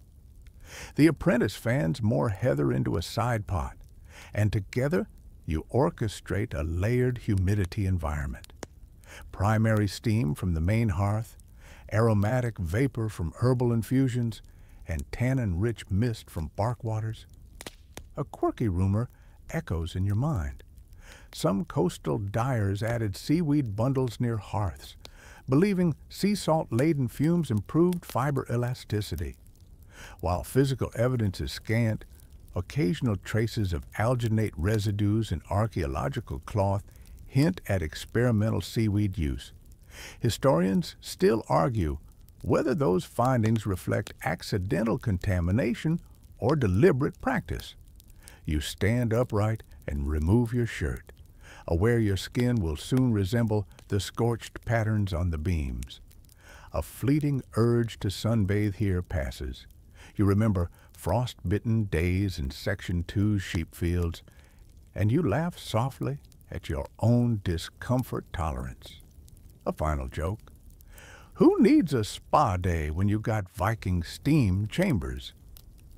The rhythmic drip resumes as you reposition wool racks for the final steaming phase. You nod to the apprentice, who aligns each bundle precisely under the largest vent. Steam cascades down in a shimmering curtain, and the hut glows with a milky luminescence. You squeeze a wool lock gently, plump, warm, and ready. This pre-dye humidity conditioning lasts until fibers lose roughly 15% of their moisture content from the scouring rinse. Too little, and dyes won't bind. Too much, and fibers will be oversaturated, causing sluggish uptake. Vikings time this by touch and sight, judging color clinging to skin when pressing a drop of steam on the wrist. You test that now. A drop on your wrist leaves a pale ring of tannin residue, confirming readiness. With a satisfied nod, you extinguish the torch and whisper to the apprentice, "Let's give these fibers a cool down before their baptism." You slide open a vent fully, letting cold air swirl through, condensing steam into rivulets that course down the walls. The hut's interior dims, shadows pooling around steaming racks like drifting fog. You step back into a corridor of woven reed partitions, the cooling draft tugging at damp garments. Each wool lock now stands tentatively at the threshold between humidity and dye, fibers primed like thirsty sponges. You inhale deeply, tasting the faint richness of heather, bark, and peat, a prelude to the explosion of color, soon to flood the hut. And as you emerge into the sharper daylight of late morning, the hut behind you sighs, releasing its last puffs of steam into the open air. You glance back at the turf roof, streaked with condensation and etched with time's passage. In this modest structure, Vikings once choreographed heat and humidity into an intimate dance, unlocking the very essence of wool. Today, you continue that legacy, master of vents, sage of steam, orchestrator of moisture, knowing these elemental tricks ensure every subsequent dye bath will yield the richest, most steadfast colors imaginable. You step from the steam-laden hut into the crisp afternoon air, the chill snapping at your damp sleeves like a playful sea sprite. In your arms lie skeins of wool plumped by heat and humidity, trembling with latent color. Now comes pigment layering, the art of applying successive dye baths to craft gradients, ombres, and complex two-tone effects that catch torchlight like living tapestries. You carry your bundles to a long, low trough carved from a single oak beam. Its surface still smells faintly of yesterday's lichen and bark baths. A mainstream historical fact. Archaeological excavations reveal that Viking dye workshops often featured multi-chambered troughs, enabling dyers to shift fibers seamlessly between different pigment baths without excessive handling. This ergonomically arranged setup minimized fiber damage and saved precious time at critical layering stages. You set down your first skein, a creamy off-white foundation from scoured fleece, and lift a shallow clay bowl brimming with pale saffron yellow extract made from golden lichen. The liquid's amber hue glimmers in the sun, inviting you to begin. With a practiced wrist flick, you submerge one end of the skein, letting only the bottom third soak. Tiny bubbles rise as pigment molecules rush into the plump fibers. You hold it there, counting heartbeats by the trickle of droplets back into the bowl. 7, 8, 9. A quirky tidbit. Some lore says Viking dyers time dips by reciting the Jarl's favorite drinking song. Believing rhythm-enhanced consistency, you hum a few bars of Drunken Raven under your breath, nod into the sky as if acknowledging ancestral approval. Historians still argue whether these musical mnemonics were genuine practice or later romantic embellishments, yet your steady sway and hum give you confidence. Pulling the skein upward, you watch the dyed section glisten, soft gold fading into cream. You lay it across a split-rail fence to dry partially, waves of heat radiating from sun-warmed wood. The gradient isn't sharp. It ripples like dawn light over water. You recall Section 7's batch brewing vats, where full immersion yielded uniform hues. Now contrast that with this gentle hand of layering, coaxing, subtle transitions rather than stamping color. Next, you prepare a second bath for the midsection, a stone bowl filled with rich madder extract heated by embers. You stir it with a thin branch, watching muddy rose tones swirl into a velvety blush. Holding your breath, joke 1 because you totally forgot to exhale, you dip the skein's middle third, rotating gently to avoid hard lines. The wool drinks greedily. The surface ripples into shades of pink, fading to yellow. You pause to inspect the edges of the undipped top segment, pristine as snowfall. That blank canvas will accept a final hue later, but for now it punctuates the layered gradient, giving breathing room to the richer shades below. A sheep you sheared in Section 2 peers over the fence, bleeding in what you swear is admiration. You toss it a tuft of leftover fiber, no two-tone cloak for a sheep, buddy. As the madder bath works, you prepare the final pigment, a deep indigo distilled from imported woad. Vikings imported woad via Baltic trade networks as early as the 10th century, though historians still argue whether they grew small plots locally or relied exclusively on foreign shipments. You admire that tension. Self-sufficiency versus the lure of prized imports echoed in every dyed lock. A playful callback ticks in your mind. Remember that fringe rumor from Section 4 about moon-charged pigments? You set the indigo bowl beneath a sliver of moonlight peeking through drifting clouds, muttering a wink and nudge incantation. Color of midnight, guide my hand, you joke softly. No guarantee of lunar enhancement, but the ritual feels right. With the indigo bath warmed to a gentle simmer, you drape the still wet middle section of the skein over the bowl's rim. You position only the top third into the deep blue, watching diffusion creep downward in slow velvet waves. Where yellow met pink, a muted orange blush now blends seamlessly into violet-tinged rose. The interplay of pigments surprises you.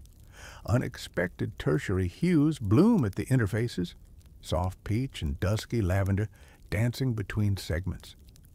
You lift the skein, inspecting the transition zones for banding or hard edges. None appear. The lines flow like watercolor strokes. A light breeze from the fjord rustles surrounding reeds, carrying the faint cry of distant gulls. You hold the skein aloft, sun filtering through its fibers to cast rainbow-speckled shadows on the grass. Joke 2 flits through your mind. Who needs modern gradient filters when you've got Viking sponges? A sudden memory flares. A runic inscription scratched into the 8th century dye trough mentioned exactly 3 dips for a balanced aura. You chuckle, wondering if this was practical instruction or poetic flourish. Either way, the 3 layers you've applied, lichen gold, madder rose, woad indigo, create a surprisingly harmonious palette worthy of a Jarl's gala. You hang the skein on a nearby rack crafted from driftwood poles, ensuring each dyed section catches sun and breeze evenly. Uneven drying could blur gradients. Consistent airflow is vital. A mainstream fact reminds you that some Viking workshops used hand-woven sieves to gently fan wool, blending practicality and artistry in one tool. Sadly, you left your sieve back in Section 6's humidity chamber. Next time. While the skein dries, you scent the air. Earthy lichen, dusty matter, cool sea breeze tinged with algae from a stray tuft. Each aroma layer mirrors the color layers you've built. You inhale deeply, savoring the multi-sensory tapestry you're creating. Turning to your next project, you gather another skein for a striped layering method, alternating dips of willow tannin for pale tan stripes, then mahogany oak bark for richer bands, producing bold rhythmic patterns instead of seamless gradients. You measure stripe widths by eye, trusting decades of craft intuition. You dip, lift, and rotate, each plunge a practice stroke in a living painting. A quirky tidbit trickles in. Some dyers use carved wooden combs to compress wet fibers between dips, encouraging sharper stripe edges. You find a small comb in your pouch, a gift from Section 3's scouring stones, and tease the wool to ensure crisp band boundaries. Scholars still argue whether this comb compression technique was widespread or confined to textile elites, but you appreciate its ingenuity. By twilight, your rack displays 4 specimens, 2 gradient skeins swathed in sunset hues, 2 striped skeins echoing architectural beams of stave churches. The contrast delights you. Fluid transitions beside bold geometry. You sip a cup of sourberry tea, letting its tart sweetness balance the earthy dye scents. Your apprentice plucks a pastel gradient and holds it to her cheek, murmuring how soft it feels. Testimony to the synergy of proper scouring, humidity, and layering. You collect stray fibers from the ground, brushing them into a small leather pouch. Later, you'll experiment with textural layering, mixing dyed and undyed locks to weave heathered cloths. But for now, your focus is layering color. The fjord surface shimmers under a violet dusk, and you smile at how your skeins reflect that scene in miniature. The final ritual, a gentle rinse in cool, clear stream water to remove unbound pigment and encourage gentle gradation smoothing. You submerge one striped sample briefly, then lift and let droplets trace boundaries between bands like silver pencil lines. You press a fingertip to test color fastness. No bleed, only crisp demarcation. Perfection. You step back, surveying the tableau, racks lined with layered masterpieces catching fading light. Each skein tells a story of meticulous dips, ancestral runes, and half-joking rituals, moonlight hymns, and song-timed heartbeats. The layering stage has unveiled possibilities far beyond single-hue austerity, infusing textiles with depth, movement, and subtle drama. A final reflection: pigment layering demanded patience, precision, and playful experimentation. You've wielded bowls, combs, and runic recipes to orchestrate color symphonies. Viking dyers didn't just apply dyes, they layered stories into every thread, weaving legacy and innovation in wool. You step outside the dye hut into a brisk sea breeze, your arms laden with damp, pigment-saturated skeins that glimmer like wet cobwebs in the waning light. The day's layering and dye baths have ended. Now comes the crucial act of drying and setting, where color bonds mature under sun, salt, and smoke. You probably won't survive this if your idea of a spa day is stepping outside for 5 seconds, but hey, embrace the chill. A mainstream fact: Vikings often spread freshly dyed wool across sun-warmed rocks near the shoreline, harnessing consistent sea breezes and saline air to both set pigments and gently bleach any residual stains. The mineral-laden breeze acted as a natural fixative, enhancing color fastness in lieu of chemical sealants. You carry your first bundle, a gradient skein shifting from pale gold to dusky rose, and drape it over a broad, flat slab of granite warmed by hours of sun.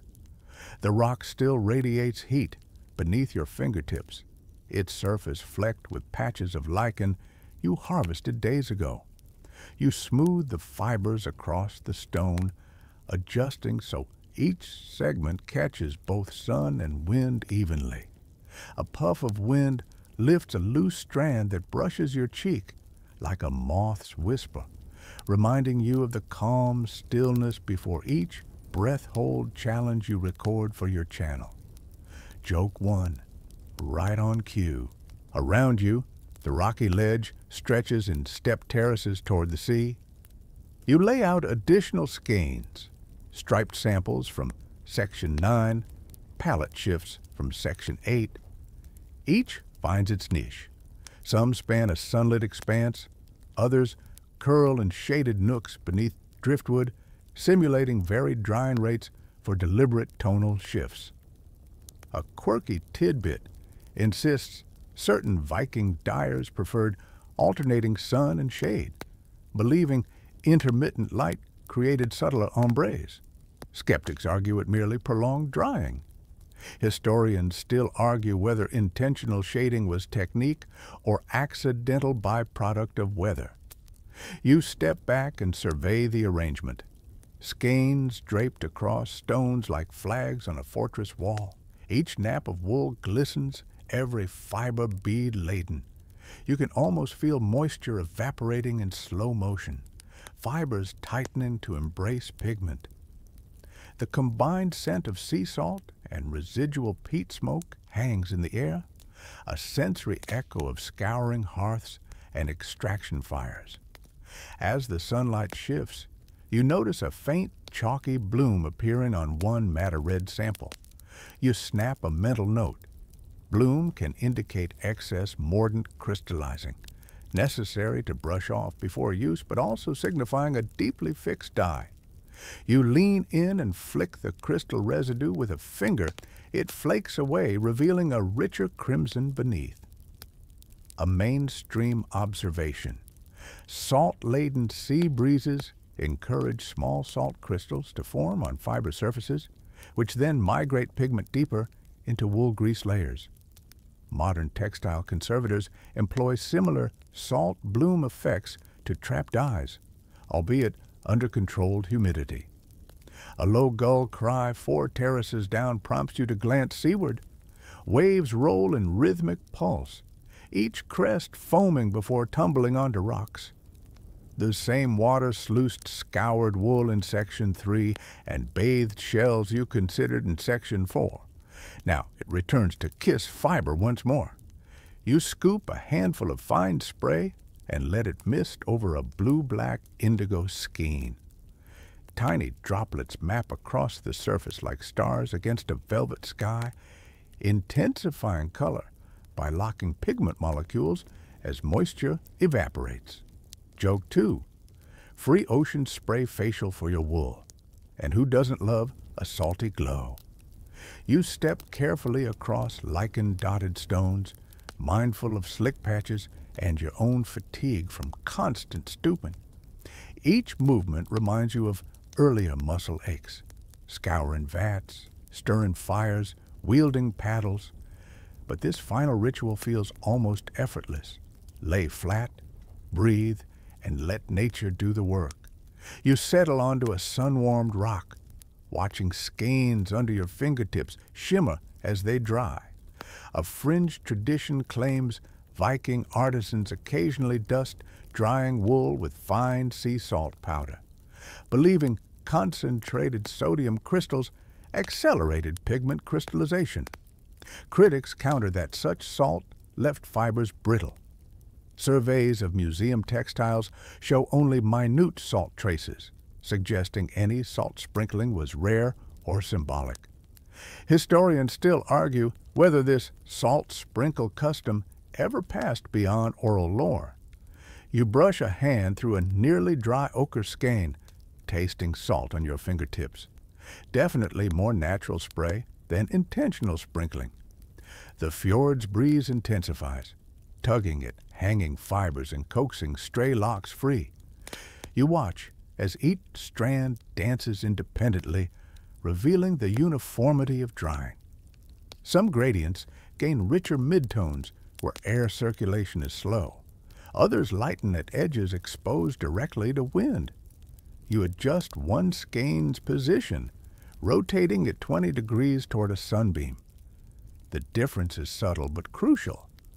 Uneven drying can lead to banding or slight color shifts, anathema to a dyer's quest for harmony. As you reposition skeins, your apprentice fetches a shallow wooden pan filled with fine sawdust. She sprinkles it gently beneath one stripe-patterned sample, turning the underlayer slightly matte to showcase contrast. The wood smoke scent mingles with sawdust warmth, a callback to Section 5's peat and turf fires. The pan also captures dye drips, preventing staining of underlying rocks. A pragmatic twist. You nod approvingly, knowing cleanup was a concern in communal workshops. A mainstream fact surfaces. Viking workshops often featured designated drip platforms lined with crushed shells or sawdust to catch overspill and prevent slip hazards. These early safety measures speak to a level of organization beyond casual craft. You glance down and realize a stray dye drop recently formed a tiny rust-red puddle, now absorbed by sawdust. Proof of thoughtful station layout. Sunlight fades ever so slightly as afternoon dims toward evening. Shadows stretch, and you notice one skein's top edge hazing to a pale halo. UV-induced lightning. You hasten to cover it with a broad wooden plank for a brief respite, then uncover after a few minutes so color remains balanced. A quick joke registers. Even Viking dyes needed SPF, and here you thought all they used was crocodile dung. Callbacks earn bonus points. You lean back on a driftwood trunk, legs extended, inhaling briny air. The drying ritual unfolds over hours, yet time seems to decelerate here. Each passing minute is a small triumph. Moisture escaping, fibers contracting, pigments nesting deeper. You recall Section 6's humidity chamber and Section 8's steam and vents. Contrast those controlled environments with this open-air interplay. Both methods converge toward the same goal: vivid, lasting color. A soft clinking interrupts. A small bell hung on the workshop's entrance rung lightly by a breeze. The sound tugs you from reverie. You rise and walk toward the cliff edge path, pausing to survey drying racks and rock trays. The fjord mirrors the sky's pastel wash. Overhead, clouds swirl like undulating cloth. You imagine your dyed skeins drifting alongside those clouds, dyed by elements as much as by human hands. Your attention returns to a crimson bundle bordered with indigo stripes. The complex ombre looks even more stunning now that water has evaporated. You lift it gently and hold it to the light. Fibers glow from within, each scale reflecting back a mosaic of hue. That internal glow is the hallmark of properly set dye, a depth no surface paint could replicate. Before collecting the skeins, you perform one last test. Press a damp finger against a hidden section, then lift. No transfer of color. An effective gauge of wash fastness, a mainstream note. Vikings valued garments that endured sea voyages and winter rains.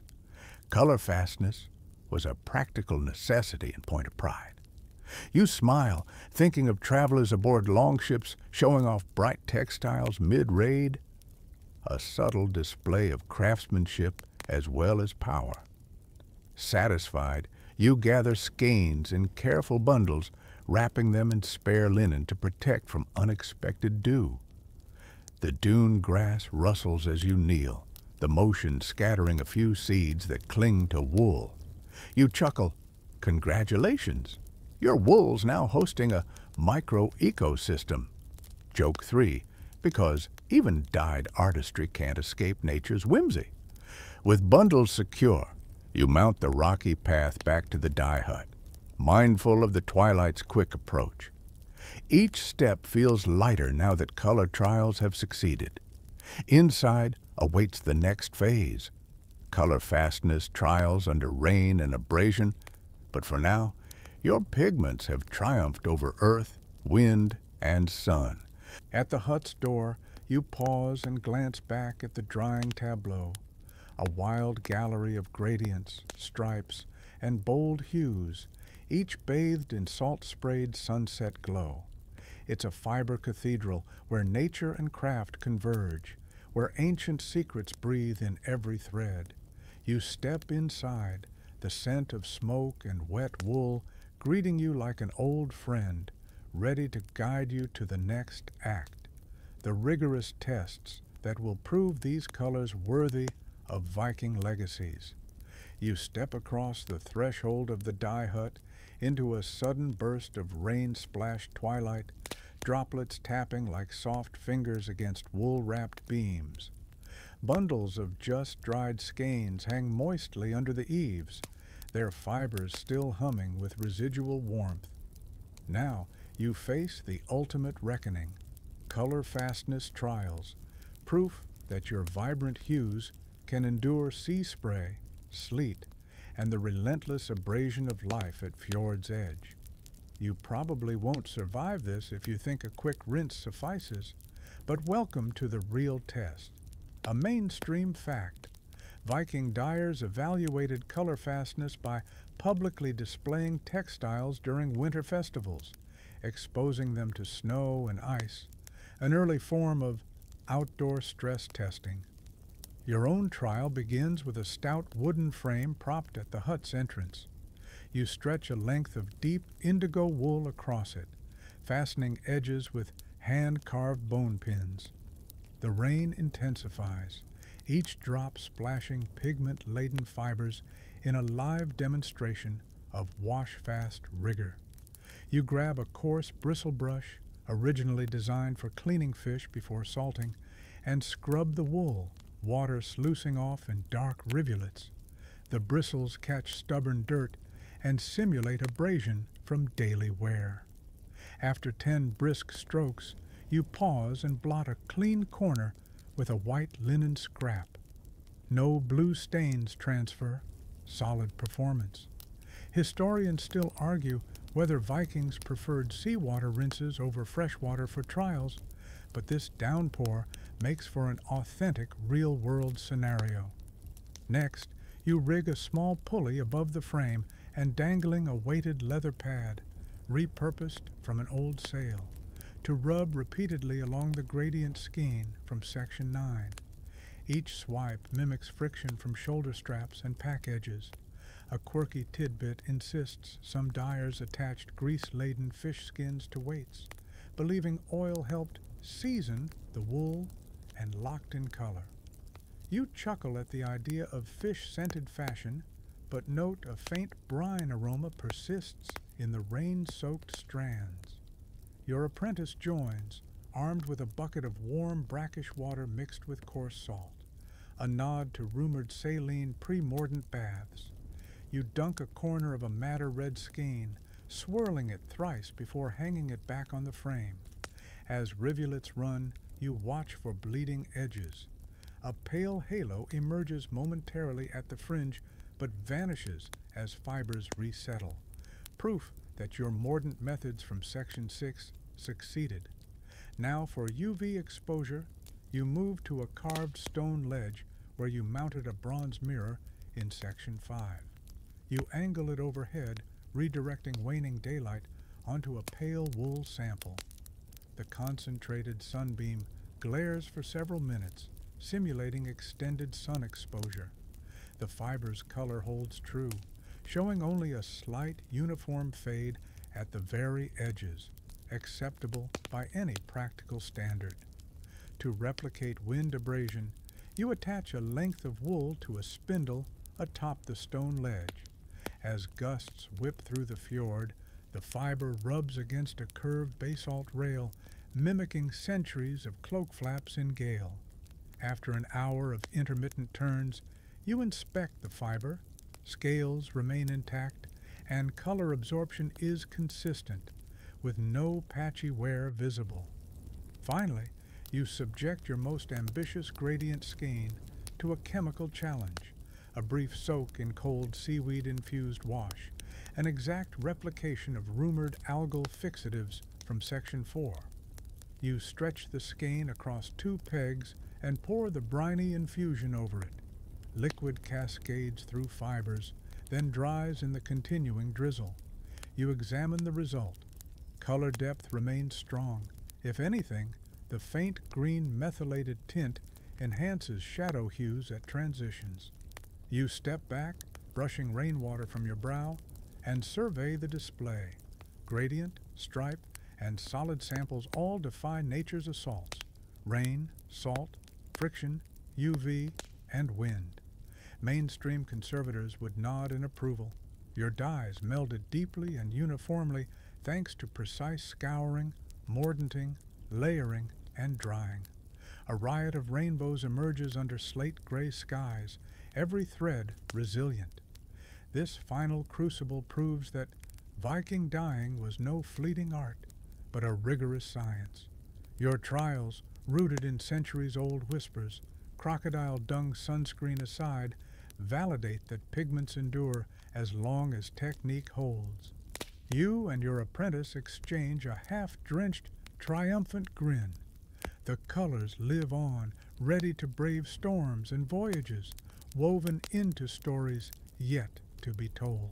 You step into the longhouse's central hall, where shafts of pale daylight sift through narrow slits in timber walls, illuminating rows of looms and weaving frames. Your arms still tingle from the rain-soaked color fastness trials, but now your focus shifts to design and weave, transforming dyed yarn into patterned textiles that capture both color and story.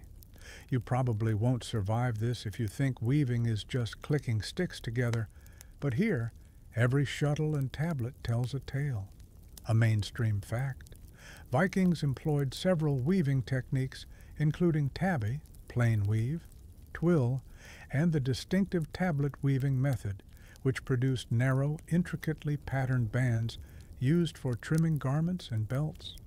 You approach a sturdy warp frame laden with taut threads of dyed wool, the fiber's subtle hues still glowing under your fingertips. This warp sets the foundation for whichever pattern you choose, and tension is everything. Too loose, and your weave blurs. Too tight, and it snaps. You lift a wooden shuttle threaded with crimson and indigo yarn. The gamble of layering in Section 9 gave it a rich, dual-tone depth. As you pass the shuttle over and under warp threads, you feel the rhythm beneath your palms, like the pulse of a long-dead drum calling you onward. Fringe scholars still argue whether tablet-woven trims began as purely decorative or served coded signals of rank, and whether women or men primarily managed this craft. Your tablet-weaving belt beneath your belt hints at both possibilities. A quirky tidbit: some sagas mention weavers who whispered runes into their shuttle bobbins, believing the incantations imbued patterns with protective magic. Though no physical evidence confirms Kitty chanted yarn, those stories endure like enchanted threads, weaving folklore into practice. You tap the shuttle on the frame's edge, imagining it chanting as you work. You return your gaze to the warp, alternating sections of undyed cream, saffron gold, and deep madder rose from earlier layering experiments. Strategically aligning these warp colors allows you to create bands of color that echo tapestries of Norse cosmos, sun, earth, and see. You slide the shuttle smoothly, watching each pass build a horizontal stripe in perfect register. Next, you pick up a handful of dyed weft threads in deep green algae and soft willow tan. Weaving these into the warp creates subtle color shifts, evoking moss-clad stones and marsh reeds. You experiment with a twill pattern. 2 threads over, 1 thread under, then offset the pattern in subsequent rows. The resulting diagonal lines shimmer like sunlight, dancing on fjord waves. A sheep from Section 2 peers in, nostrils flaring at the whiff of spent wool. You grin and toss it a loose scrap. As you weave, you feel the loom's wooden frame hum with communal history. A mainstream fact records that large tapestry-like hangings adorned Jarls' halls, some up to 8 feet high, depicting mythic beasts and woven runes. Those massive works relied on dozens of weavers working in tandem. Here, in this modest hall, you're a solitary artisan forging a snippet of that grand tradition. Your shuttle pauses as you consider pattern design. You trace a finger along drawn sketches pinned to a nearby pillar, geometric intertwined knotwork inspired by Oseberg ship carvings. Translating a continuous knot into woven thread requires mathematical precision, knowing exactly when to cross warp threads to create a seamless loop. Fringe mathematicians still argue whether Norse weavers used counting boards or relied purely on mnemonic tape-marked patterns. You choose a compromise, a simple 2-row repeat that suggests infinite loops without inducing pattern blindness. Joke 1 drifts through your thoughts. If only modern designers had to count by hand. PSA, nobody wants to debug a cable knit pattern without a calculator. You chuckle quietly, then shift your footing to adjust warp tension using a carved toggle on the frame's side. Pulled tight, it smooths threads like a fresh haircut before a portrait session. Once tension feels right, you resume. Shuttle thrust forth, beat back with a wooden beater, then forward again. The wool compresses into place, each beat like the heart of the fabric. The hushed ASMR cadence of shuttle clicks and beater thwacks lulls you into a trance, yet you remain hyper-aware. A stray loop or missed crossing could unravel hours of work. You reach the midpoint of your band and switch to tablet weaving on a smaller setup by the hearth. Tablet weaving uses square cards pierced with holes at each corner. Threads pass through these holes, and rotating the cards twists warp threads to form intricate brocade-like patterns. You select a set of 20 cards, threading them with alternating crimson, gold, and indigo yarns. Turning the cards in unison shifts the pattern. One rotation yields diamond motifs, another yields zigzags reminiscent of mountain ridges. A quirky detail surfaces. Some accounts suggest master tablet weavers sign their creations by inserting a distinctive color at a precise rotation count, like an artist's signature woven into cloth. Though identifications are rare, one fragmentary belt discovered in Burka features an unusual pale green thread at the 9th card twist, sparking lore about a hidden rune signature. You decide to include your own subtle signature, a tiny emerald green loop in card number 12, a nod to your algae dye experiment in Section 4. Between weaving methods, you pause to inspect the emerging fabrics. The tabby sections boast tight, consistent weaves, ideal for basic utilitarian cloth, while your twill bits shimmer under torchlight with diagonal movement. The tablet-woven belt, once finished, will boast crisp, raised patterns perfect for trimming cloaks or belts, signaling status without embroidery. A mainstream historical fact confirms that such belts featured in dowry lists and rune-inscribed treasure hoards underscoring their social importance. Nearby, an apprentice splits charcoal to mark pattern grids on bark paper scrolls, a low-tech blueprint. You compare your textile's progress to the sketch, making tiny corrections by adjusting shuttle paths mid-row. That tactile feedback loop, sketch to thread to sketch again, feels profoundly engaging, analogous to editing video sequences in your content funnel. A sudden gust rattles the doors, and cold air pulses into the hall. You lift your hand, feeling warp threads quiver, continuity disrupted. You tighten a side toggle and reposition a driftwood wedge under the frame. The airflow problem solved, humidity returns to comfortable levels, ensuring wool doesn't shrink or swell mid-weave. This echoes the humidity mastery from sections 6 and 8, reinforcing how environment governs every stage of textile production.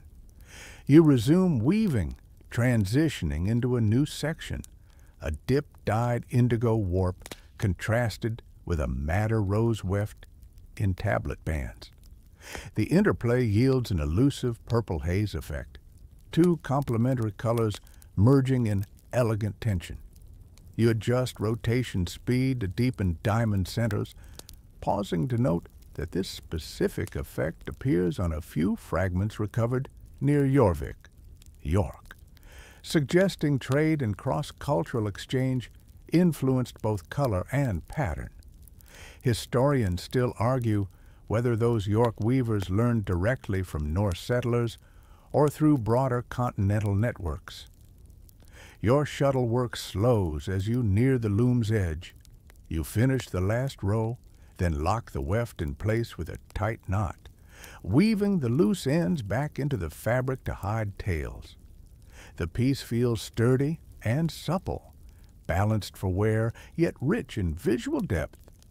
You lift the textile from the frame, fingers tracing each ridge, each twist. It's a living mosaic, a testament to the marriage of color science and rhythmic craftsmanship.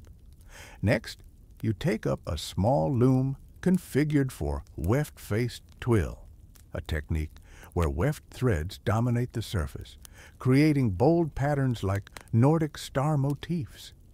You thread dappled cream and saffron wefts alternating against a dark matter warp.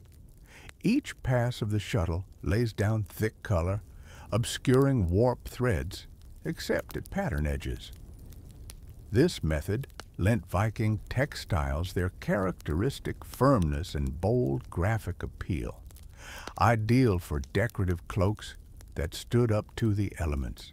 As you weave, you think back to the sheep's fleece in section 2, each fiber's provenance alive in every shot of color you place. The soft whirl where you dodged an errant warp thread evokes the lamb's gentle curve, making the craft feel intimate and grounded. A joke surfaces. Take that 21st century blanket. Nothing beats fibers sourced from Fjord-fed sheep. You laugh softly, aware the pun will make for a cheeky voiceover. Hours pass in seamless rhythm. By candlelight, you complete your tablet-woven belt and secure it with a fur-lined backing for comfort against skin. You drape the belt across a carved antler rack, admiring its crisp pattern and layered hues of algae green, madder rose, and indigo black. It feels like wearing a constellation, each lozenge a star in your hand-crafted firmament. You step back, surveying the hall, tabby cloths on one frame, twill swatches on another, the tablet belt hanging proud above the hearth. Each piece embodies distinct design and weaving techniques united by the pigments you coaxed from lichen, root, and sea. A mainstream fact reminds you that such workshop variety existed in larger Viking towns, with specialist weavers focusing on narrow tablet bands, while others produced yard-wide cloth. Here, you've done it all, channeling the communal spirit of those collaborative spaces. As you roll up the final swatch, you feel the familiar satisfaction of finishing a project. The rhythmic clicks, the ever-present ASMR hum, and the slow reveal of pattern all conspire to guide your hands and mind. You glance at your apprentice, who beams at the spread of woven wonders, proof that shared creativity births enduring beauty.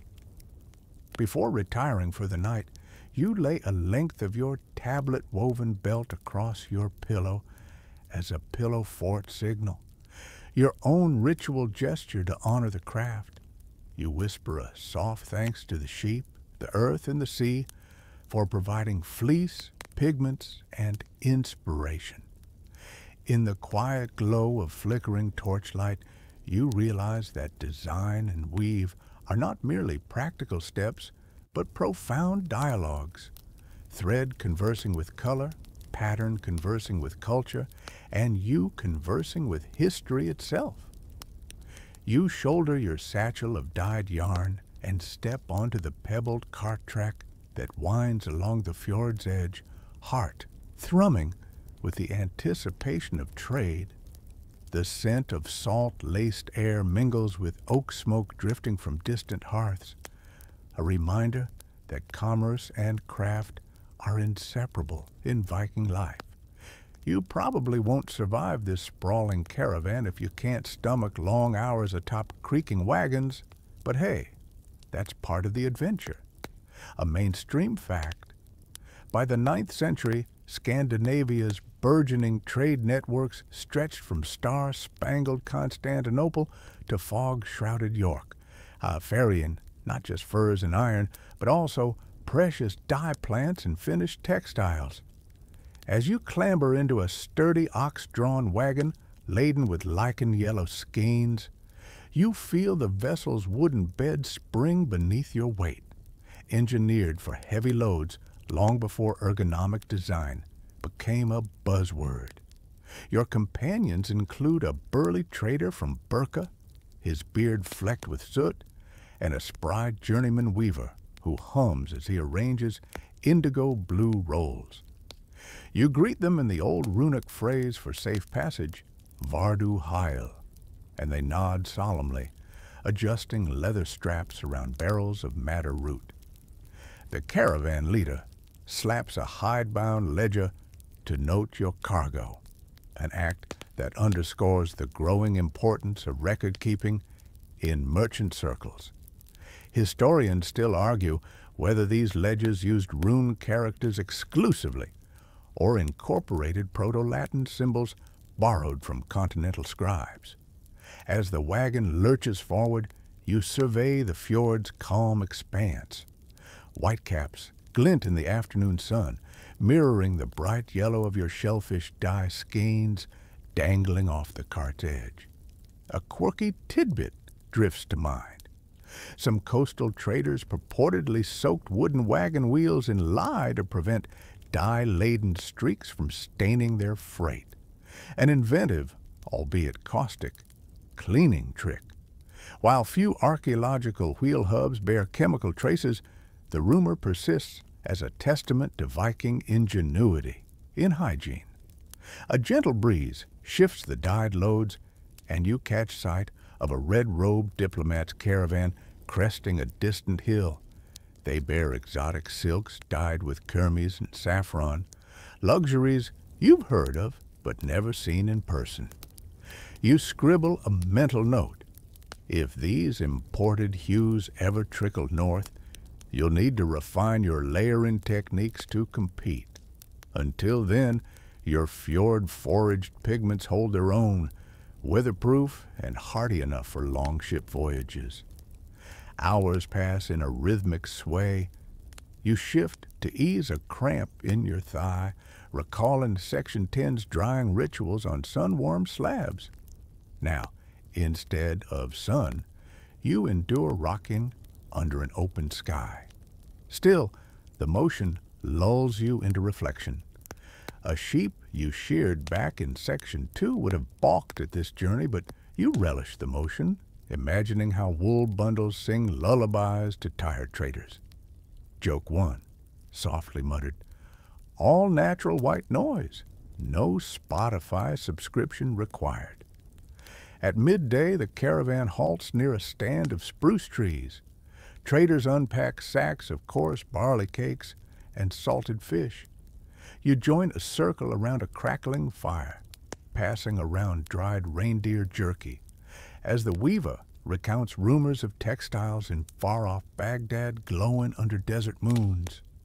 The aroma of spruce needles in the smoke blends with lingering lichen earthiness on your hands, a layered fragrance reminiscent of Section 4's pigment gathering. Over lunch, the burqa trader examines your skeins, his gnarled fingers stroking each lock.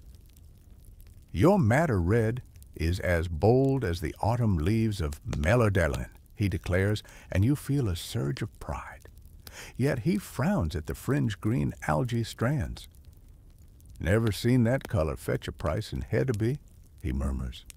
Historians still argue whether algae-based dyes commanded any market value or were relegated to peasant cloth.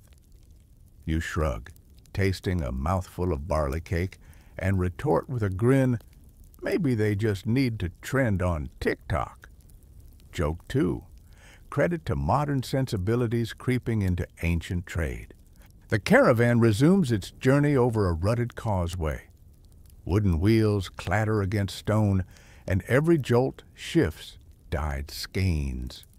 You tighten straps, mindful that a shifted load could tangle threads or rub dyes onto wagon wood. Merchants here treat textiles like coin, their tactile investments with stories stitched in every fiber, a mainstream fact. Viking law codes often listed textiles by color and weave in valuation clauses, underscoring fabric's role as currency. Late afternoon light slants between pine trunks as you crest a low ridge. Below lies a bustling riverside settlement, long houses huddled around carpentered docks. This is your destination, the great market of Kaupang. You breathe deep, feeling the scents shift, earthy clay from potters, oily fish from traders, and the faintest perfume of imported frankincense. At the market gate, a pair of guards inspects wares. You step forward, presenting bundles of your boiled lichen and madder skeins. They prod the fibers, their eyes lighting at the supple hand feel and vibrant hues. Nearby, a merchant from Novgorod displays cochineal red silks, luminous but unable to withstand a sudden downpour. You watch as rain clouds gather and covertly sniff your wool. No leaching, no bleeding, proof of your labors in Section 11's color-fast trials. A smug smile tugs at your lips. A local buyer steps forward, running her finger along a gradient skein from Section 9. I need 20 yards for my daughter's wedding, she says. You haggle, quoting a price tied to seasonal scarcity and your workshop's reputation. She counters, invoking the memory of last autumn's pale, willow-dyed shawls. Trade banter crackles like sparks from a smith's hammer.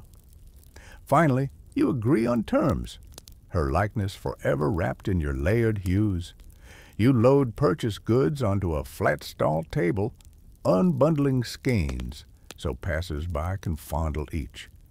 You chant softly, soft as spring grass, bold as midnight sky, weaving marketing into poetry. A curious youth asks if these colors will fade under summer sun.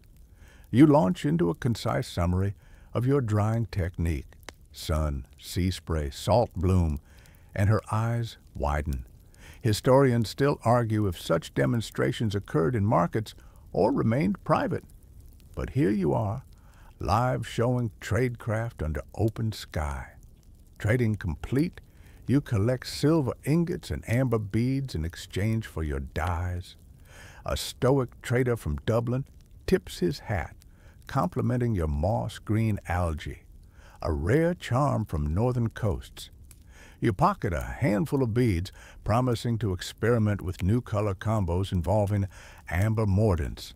The idea sparks your curiosity. What if crushed amber yields a translucent honey glaze?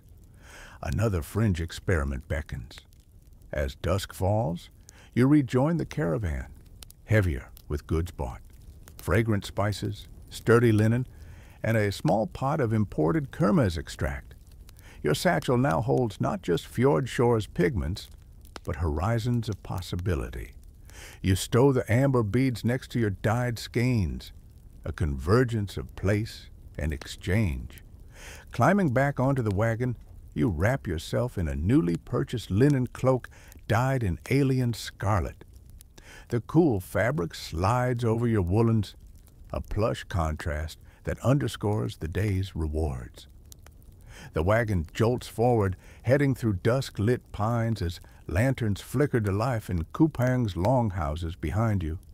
You lean back, eyes tracing the receding pickup lights, and savor the caravan's lullaby, wooden wheels, livestock lowing, distant laughter. 3 jokes and countless whispered debates later, you realize trade is the vessel that carries innovation and tradition alike. Your pigments have traveled far today, weaving new stories in foreign hands. Tomorrow, you'll unpack those imported dyes, test their layering potential, and maybe trace the path of kermes through Baltic barter routes. But for now, you drift between wakefulness and sleep, rocked by the caravan's steady gait, colleague of traders, keeper of color secrets, and proud bearer of Viking hues. You rouse before dawn, torch in hand, slipping past slumbering thralls toward the Jarl's private dye chamber, hidden beneath hillock battlements. Here, the air thrum is hushed, no crackling hearths or clamoring vats, only the faint hiss of dripping moisture. You probably won't survive this if you're squeamish about status secrets, but Jarls demanded privacy for their most coveted hues. Tonight, you become an apprentice in aristocratic alchemy. The chamber's walls are lined with shelves carved from polished dark oak, each shelf bearing small ceramic jars sealed with beeswax stoppers. Within these jars lie the rarest pigments in all of Scandinavia: crushed kermes-bodied insect carmine, imported minium red, and fragments of Persian indigo. A mainstream fact. Vikings of Jarl rank prized crimson cloaks so highly that law codes equated them to gold in value, and only the nobility could commission garments dyed in these exclusive shades. You approach a narrow stone basin warmed by a single smoldering ember, the heat barely perceptible, but enough to coax pigment potency. Beside it sits a delicately carved ladle of whalebone, reserved for precious jars, so that iron or bronze never tainted the colors. You lift the stopper on a jar of kermes powder, releasing a sharp, sweet scent reminiscent of dried cherries mixed with stone dust. The powder's hue glints deep burgundy even in diminished torchlight. A quirky tidbit. Some fringe storytellers claim Jarls kept a pet red louse colony to supply fresh kermes dye on demand, though most historians dismiss this as tavern tall tales. Yet the presence of tiny shell fragments in archaeological kermes samples has some debating whether dye studios indeed hosted insect farms. Historians still argue whether such breeding occurred or if all kermes was strictly imported. You scoop a measured pinch of the carmine into a small clay bowl, then add a drop of heated water from the ember-warmed basin. The water hisses flirtatiously, swirling into a molten red slurry that catches wick light with jewel-like intensity. Jarls believe this initial awakening of the dye revealed its true value. Only the brightest luster would adorn their robes.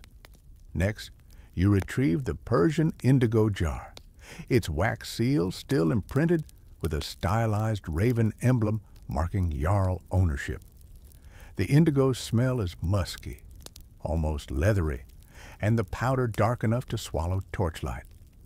You dust a minute amount into the same bowl, allowing red and blue to flirt in shadowed currents. A soft crimson swirl emerges, a teasing glimpse of regal purple. You remember the lichen and madder baths you brewed in earlier sections. Now here stands the cultivated apex. Tri-layered pigments spliced in micrograms, destined for a single cloak's hem. A mainstream fact underscores this luxury. Textile fragments from aristocratic graves show microscopic layering of 3 to 5 dyes, each requiring separate extraction and fussy control, an impracticality for common folk. Moving to a low bench, you knead the bone ladle through the crimson indigo compound, then back and forth, revealing slivers of violet as hues meld. The result is neither merely red nor blue, but a refined shade scribes called Jarls Blar, or Chieftain's Twilight. The color evokes settling dusk over fjord waters, an artful metaphor for Jarl authority reigning in both day and night. A faint whistle escapes your lips as you dip a test swatch of the finest lamb's wool plush, preserved for aristocracy only, into the bowl. The fiber accepts the compound in delicate layers, color blossoming from core to surface in a gradual bloom.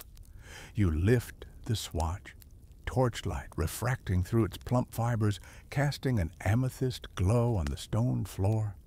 A joke emerges. Who needs nightclub lasers when you have Jarl-grade purple? Behind you, footsteps echo softly. The Jarl's steward, a lean figure draped in charcoal gray tunic, presents a carved whistle carved from elk antler. He signals approval for the next phase, aging. You tuck the dyed swatch into a hollow niche in the wall where ambient heat from the fortress's undercroft offers gentle warmth and minimal airflow.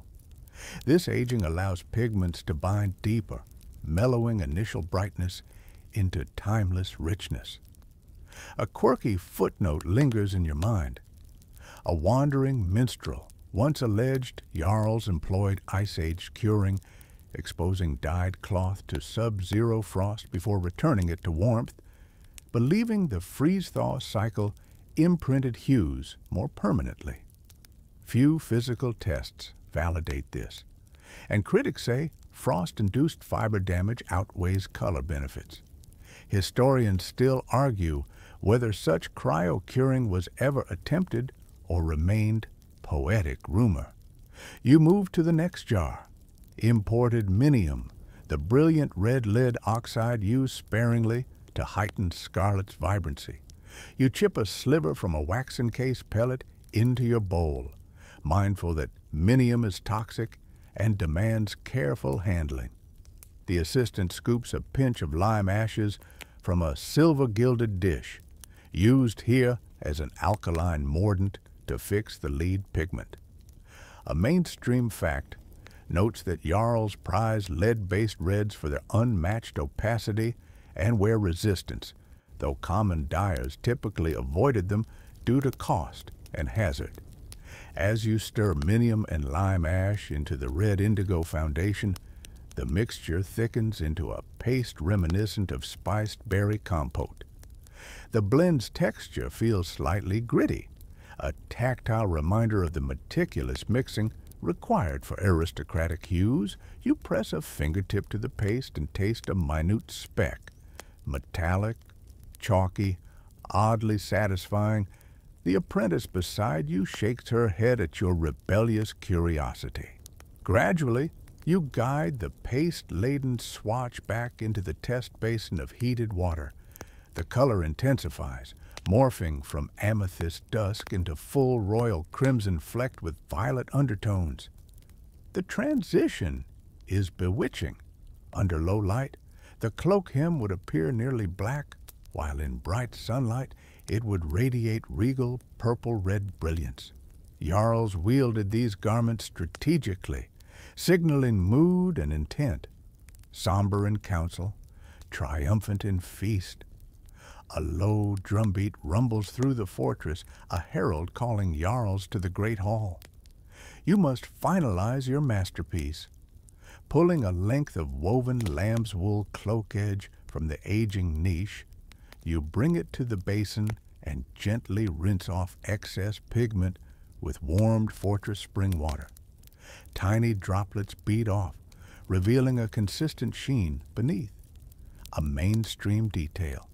Fortress springs often ran through dye chambers to supply already filtered water, ensuring color consistency across batches. As you rinse, you recall Section 12's weaving feats, inlays of algae green and madder rose weaving in tablet bands.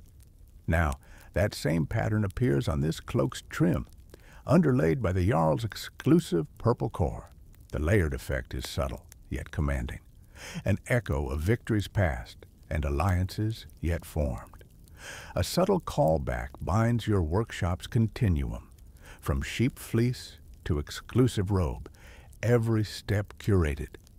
The steward nods approval. He retrieves a small vial of crushed amber, an aromatic sealing agent for aristocratic textiles. You brush a thin layer along the dye line, the warmth of amber's resinous oils softening fibers and creating a subtle gloss that refracts torchlight even further. A whimsical thought crosses your mind. Modern fashion influencers would destroy for this bio-luxury finish. And perhaps they still do.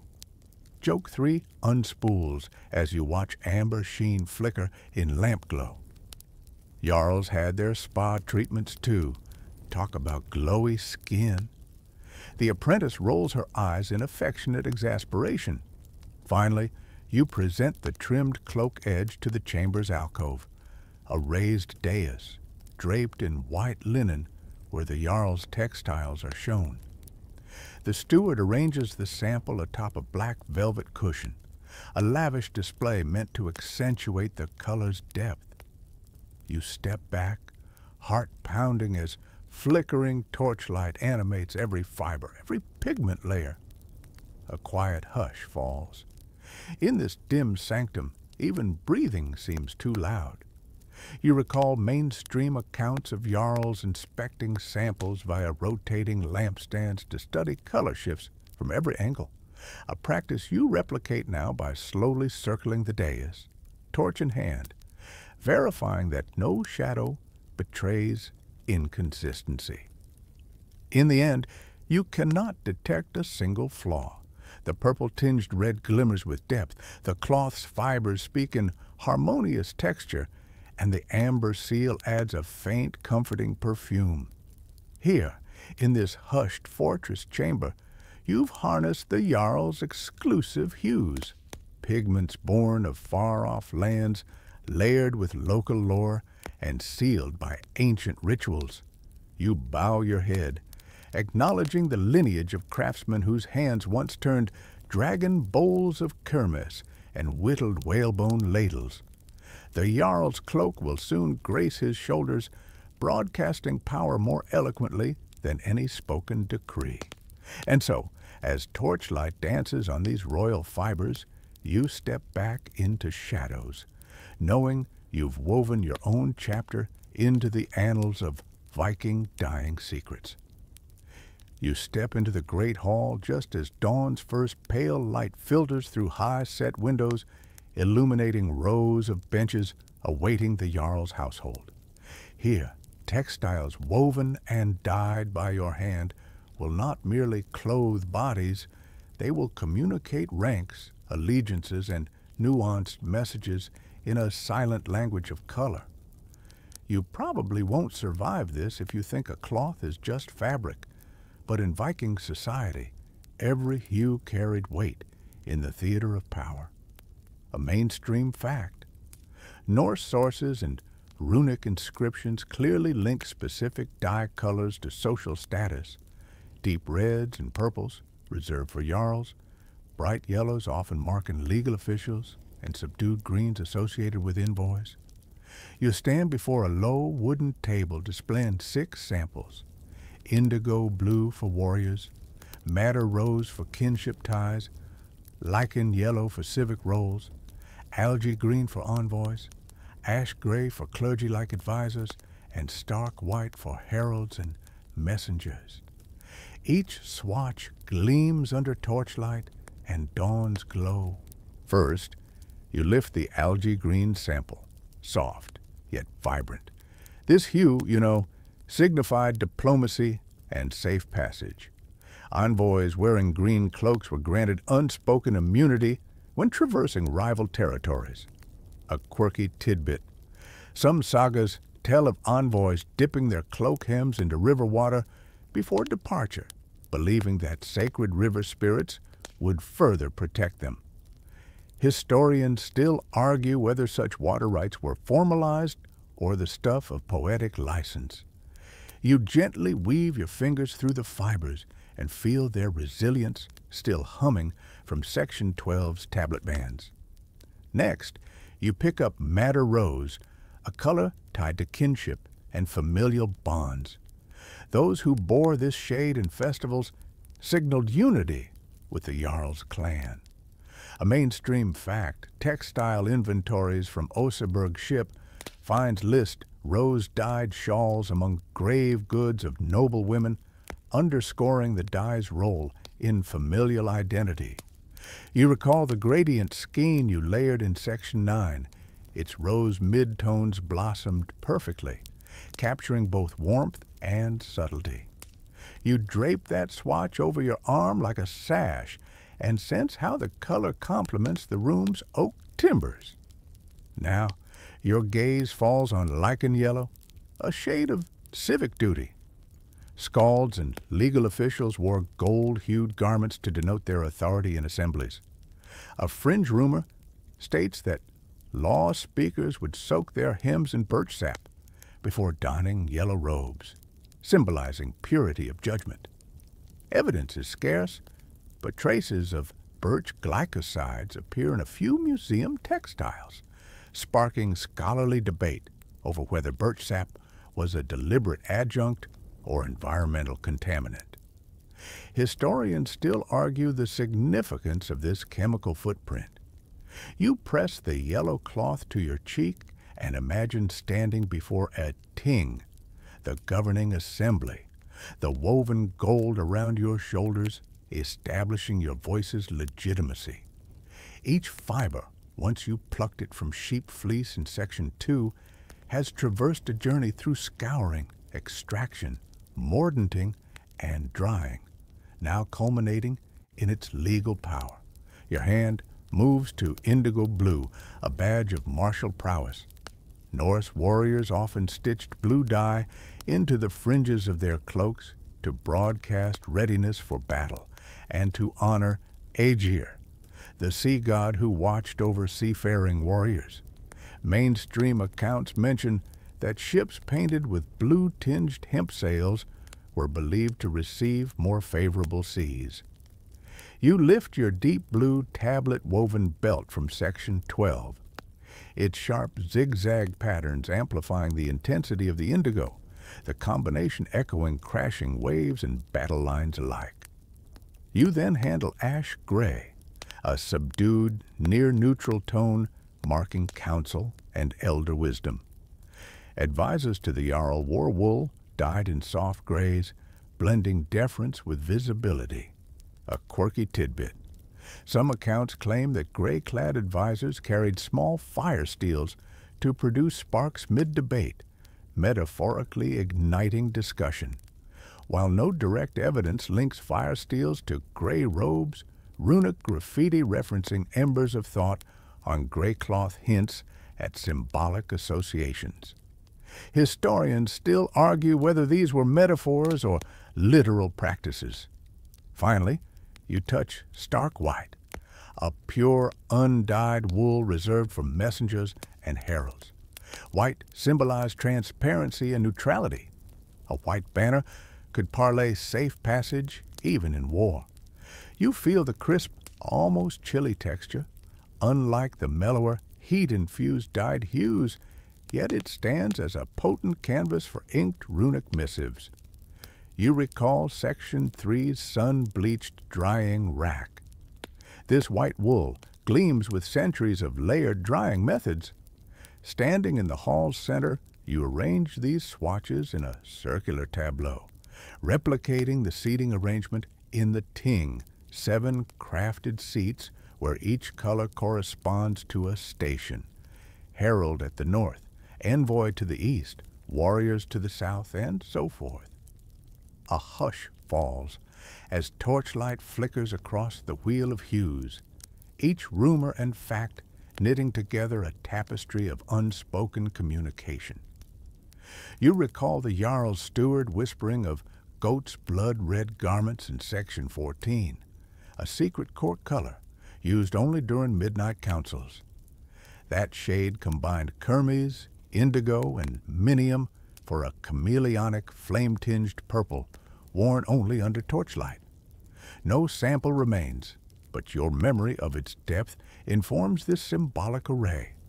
That hidden hue layered atop these public shades, reminding that true power often resides in quiet exclusivity. A gust rattles the hall's doors, scattering stray embers across gray flagstones. You lean forward and murmur, "Cloth here is not decoration, it's dialect." This truism encapsulates how Viking society read color as they read runes. Every shade encoded meaning, every gradient carried nuance. As dawn brightens, you step back, allowing the first visitors to the hall, warriors, envoys, messengers, to take their seats. You remain at the periphery, watching how each person instinctively aligns with their cloth's station. You witness the smoke and torchlight glint off madder rose, the steady grasp of ash gray, the proud flare of indigo fringes. Color directs the flow of words, gestures, and power. A final joke flickers. "Who needs scrolls when your skirt's your CV?" You smile wryly, knowing that Viking color codes predate resumes by centuries. This silent language, learned through hands stained in lichen and matter, through heated vats and wind-swept stones, speaks with clarity no spoken word could match. And so, as the hall stirs with the murmur of parley and oath, you stand cloaked in knowledge, a silent witness to the might of symbolic shades. Each hue, from civic gold to chieftain's twilight, weaves a story deeper than any carved rune, one that lives, breathes, and commands every gaze drawn to its vivid tapestry. You slip through the low, smoke-darkened doorway of the ritual chamber, your heart thumping like a distant drumbeat as you enter a circle of flickering torchlight. Bundles of newly woven cloth lie arranged on stone benches, their vibrant hues pulsing in the half-light. Tonight, these textiles will undergo consecration, a sacred rite meant to bless garments before they touch flesh in ceremonies or long voyages. You probably won't survive this if you scoff at the mystical, but Vikings were nothing if not a people of ritual and reverence. A mainstream fact. Archaeological finds in Upland include small bronze bowls, typically used for libations of mead or oil, found adjacent to textile caches, suggesting cloth blessing rituals were integral to Norse ceremonial life. You step forward, carrying a shallow bronze basin engraved with runic spirals, still warm from coals beneath. The basin holds a mixture of warmed mead, juniper oil, and a pinch of barley flour, a consecration brew you prepare from recipes preserved in saga fragments. You pour the amber liquid over a folded madder rose cloak, the mead sweetness releasing a heady steam that mingles with the torch's smoke. Each droplet hisses as it meets dyed wool, carrying both scent and symbolic potency. As the liquid seeps into fibers, you speak the invocation in hushed tones. By sea and hearth, by field and flame, may these threads guard traveler and kin. A quirky tidbit surfaces. Some fringe accounts claim dyers inscribed tiny runes onto cloak hems with juniper ashes prior to blessing, authorizing the garment to whisper safe passage. Historians still argue whether those rune ash inscriptions were genuine or later poetic embellishments. Yet the idea endures in runic lore. As you finish the pour, you sweep a gilded feather, likely goose down tipped in beeswax, over the cloth, dispersing aromatic embers of juniper and mead. The feathers leave a fine scent, and some say a magical charge that bonds spirit to fiber. You run the feather along the length of the cloak, watching the sheen of upraised fibers glow as oils settle. Joke 1. Who knew your wardrobe needed a spa day too? Moving to the next textile, you retrieve a coil of algae green tablet-woven band. You dip it briefly into a second basin filled with sanctified water drawn from a consecrated spring beneath the temple's altar. The water's chill snaps your senses awake as steam spirals into the low ceiling. That spring water, legend holds, was blessed by priestesses chanting ancient laments, though mainstream scholars still debate whether priestly cults oversaw dyeing rituals or if lay dyers simply adopted temple haunts. You hang the band before a dancing torch and use a carved oak sprig to sprinkle fine ash from the hearth, an act symbolizing renewal as ash represents both destruction and rebirth. The tiny black flecks cling to the wet fibers, accentuating the green's depth once dry. A playful joke emerges. Ash on your clothes means you've really been through the fire, literally. You tuck the band into a woven cane frame held by 2 apprentices who murmur prayers in unison, their voices low but resonant. Next, you pick up a length of indigo-dipped cloak, destined for oath-swearing ceremonies among Jarls. You sense the cloak's weight, its fibers slick from mordant oils, and you hold it aloft. The steward hands you a small bowl of iron-rich soil, collected from a battlefield burial mound. You sprinkle dust lightly over the fabric's edges, invoking blood-kin valor. The iron particles catch the torch glow, emphasizing the navy blue cloth with flecks of rust red. A mainstream fact: traces of earth-born minerals have been detected in textiles recovered from barrow interments, supporting the use of burial mound soil in dye rituals. Scholars still argue whether that soil was deliberately applied for symbolic potency or simply adhered inadvertently during funeral processions. As the cloak hangs, 2 apprentices approach with candles dipped in shea butter and beeswax. They hold them at either end of a long linen scarf dyed in yellow lichen. You draw the scarf taut and ignite the candles, letting molten wax drip in parallel lines along its length. The wax seals fibers and creates decorative resist patterns, an intersection of blessing and artistic flourish. Some sagas hint that candle wax resist patterns formed symbolic runes, spelled out in negative space, though no surviving examples confirm this. Historians still argue whether wax resist was a genuine Viking technique or later a romantic reconstruction by textile revivalists. You step away as the dripping wax cools, turning the scarf gently so the patterns mirror one another. The scent of melting beeswax drifts up, mingling with juniper and mead. You inhale deeply. 3 jokes in one sacred act: wax on, wax off, Viking style. The apprentices grin but remain solemn, keenly aware that each wax bead represents a vow inscribed in fiber. Your gaze shifts to a metallic bowl filled with salmon oil infusion used for water resistance rituals. You dip the cuffs of a gray ash fiber vest into the oil, then hang the vest before a low peat fire.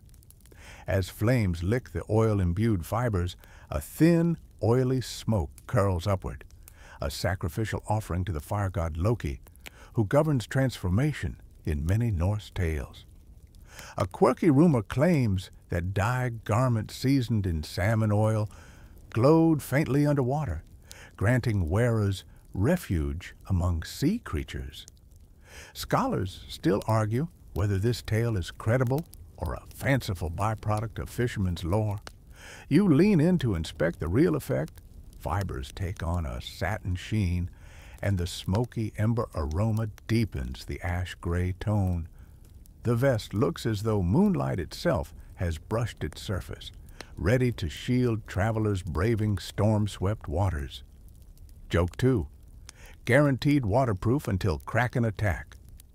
Finally, you perform the closing rite, the unveiling. You return to the center of the torch circle with a bowl of chilled spring water and a length of prayer-thin linen. You lay the linen over your hands and gently press it against each garment surface, an act symbolizing purification and final approval.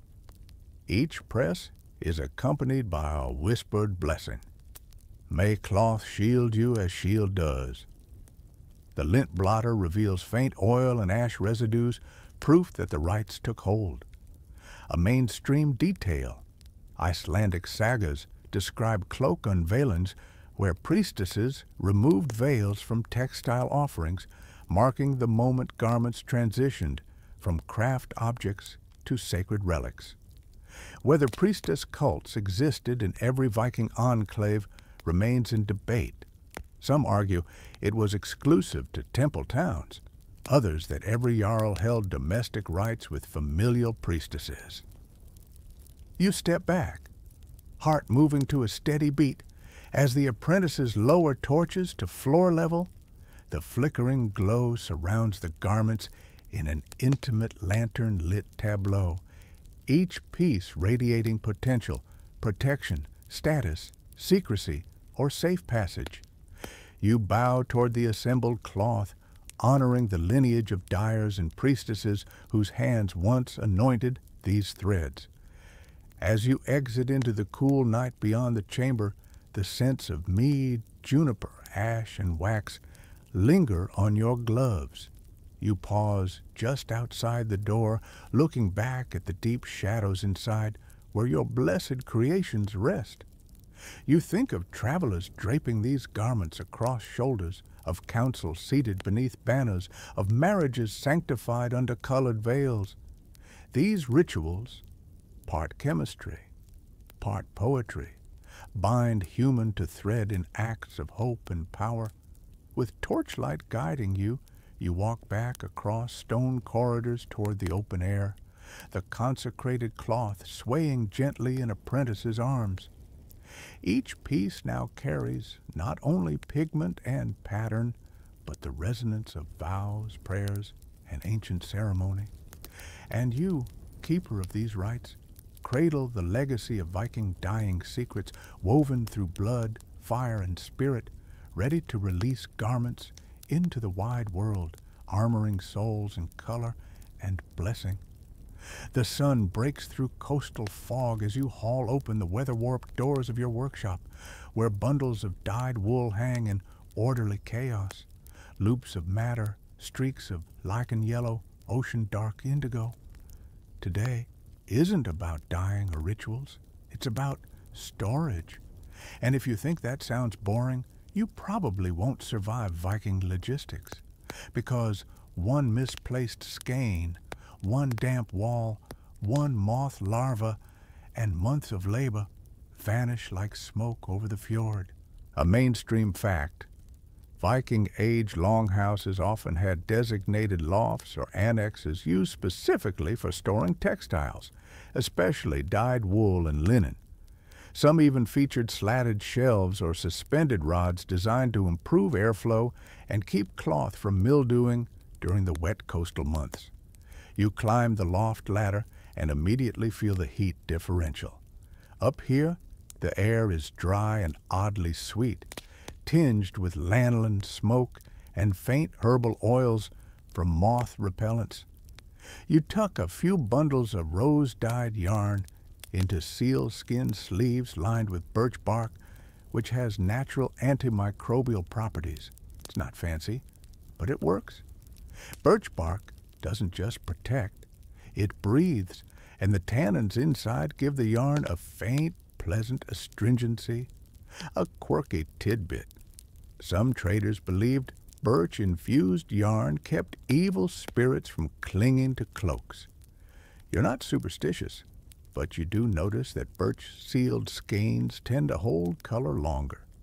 Historians still argue whether these results are due to chemical reaction or placebo effect passed down through oral tradition.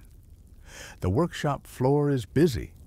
A journeyman is rolling algae-dyed bands into spiraled wheels, binding them with wool string and dipping the edges in cooled beeswax for sealing. Not for aesthetics, it's practical.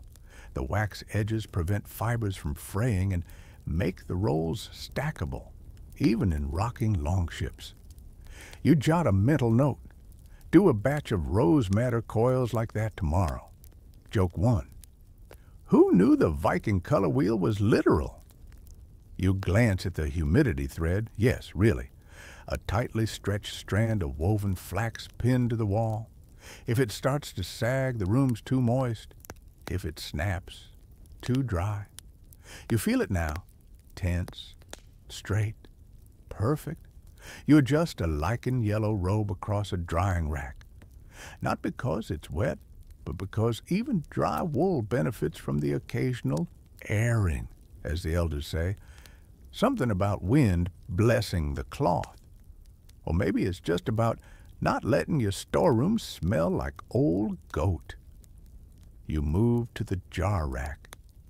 Tiny clay containers marked in charcoal with your shorthand runes. F, fermented. L, layered. S, sea-rinsed. These hold mordant residues, rare pigments, powdered bark, insect shell dust. You recheck cork seals. Even a tiny gap in moisture will curdle the entire batch. Some are decades old, passed from one generation to the next, like vintage wine, but more dangerous if mishandled. In one corner of the loft, a low square stone block sits under a lattice of wooden slats. This is your cool cache. Shaded and earth-cooled, it's where you keep the most temperamental hues, carmine, minium, even some volatile fermented algae extract. These are wrapped in oiled calfskin pouches and nested in raw wool. Temperature controlled by good old Norse insulation. A mainstream detail, some Viking workshops used double-walled pits lined with sheep dung and moss to regulate temperatures for dye and fermenting solutions. Gross? Yes. Effective? Absolutely. You pull back a calfskin wrap and sniff. The carmine still smells sharp and tangy, alive almost. You reseal it and add an extra twist of wool string. With a soft grunt, you shift the entire pouch one shelf lower. The upper shelf was slightly warmer, and you can't risk bloom separation. The apprentice, hovering nearby, raises an eyebrow. You shrug. It's either this or lose a month of Kermis. I'll pick shelf Tetris. You grab a bundle of indigo-dyed wool, soft and heavy. Indigo's finicky. It likes dark, cool spaces and needs occasional reactivation through steam or agitation. You store it inside sealed fish skin satchels layered with salt and ash. No, it doesn't smell like roses, but the salt absorbs stray moisture and the ash repels silverfish. A quirky aside, there's a half-believed legend that a dyer in Hedeby accidentally created permanent blue when he stored indigo with dried eel skins. No proof, just a weird textile that's never faded, tucked in a museum. Historians still argue whether it's eel magic or early polymer bonding. You glance across your labeled crates.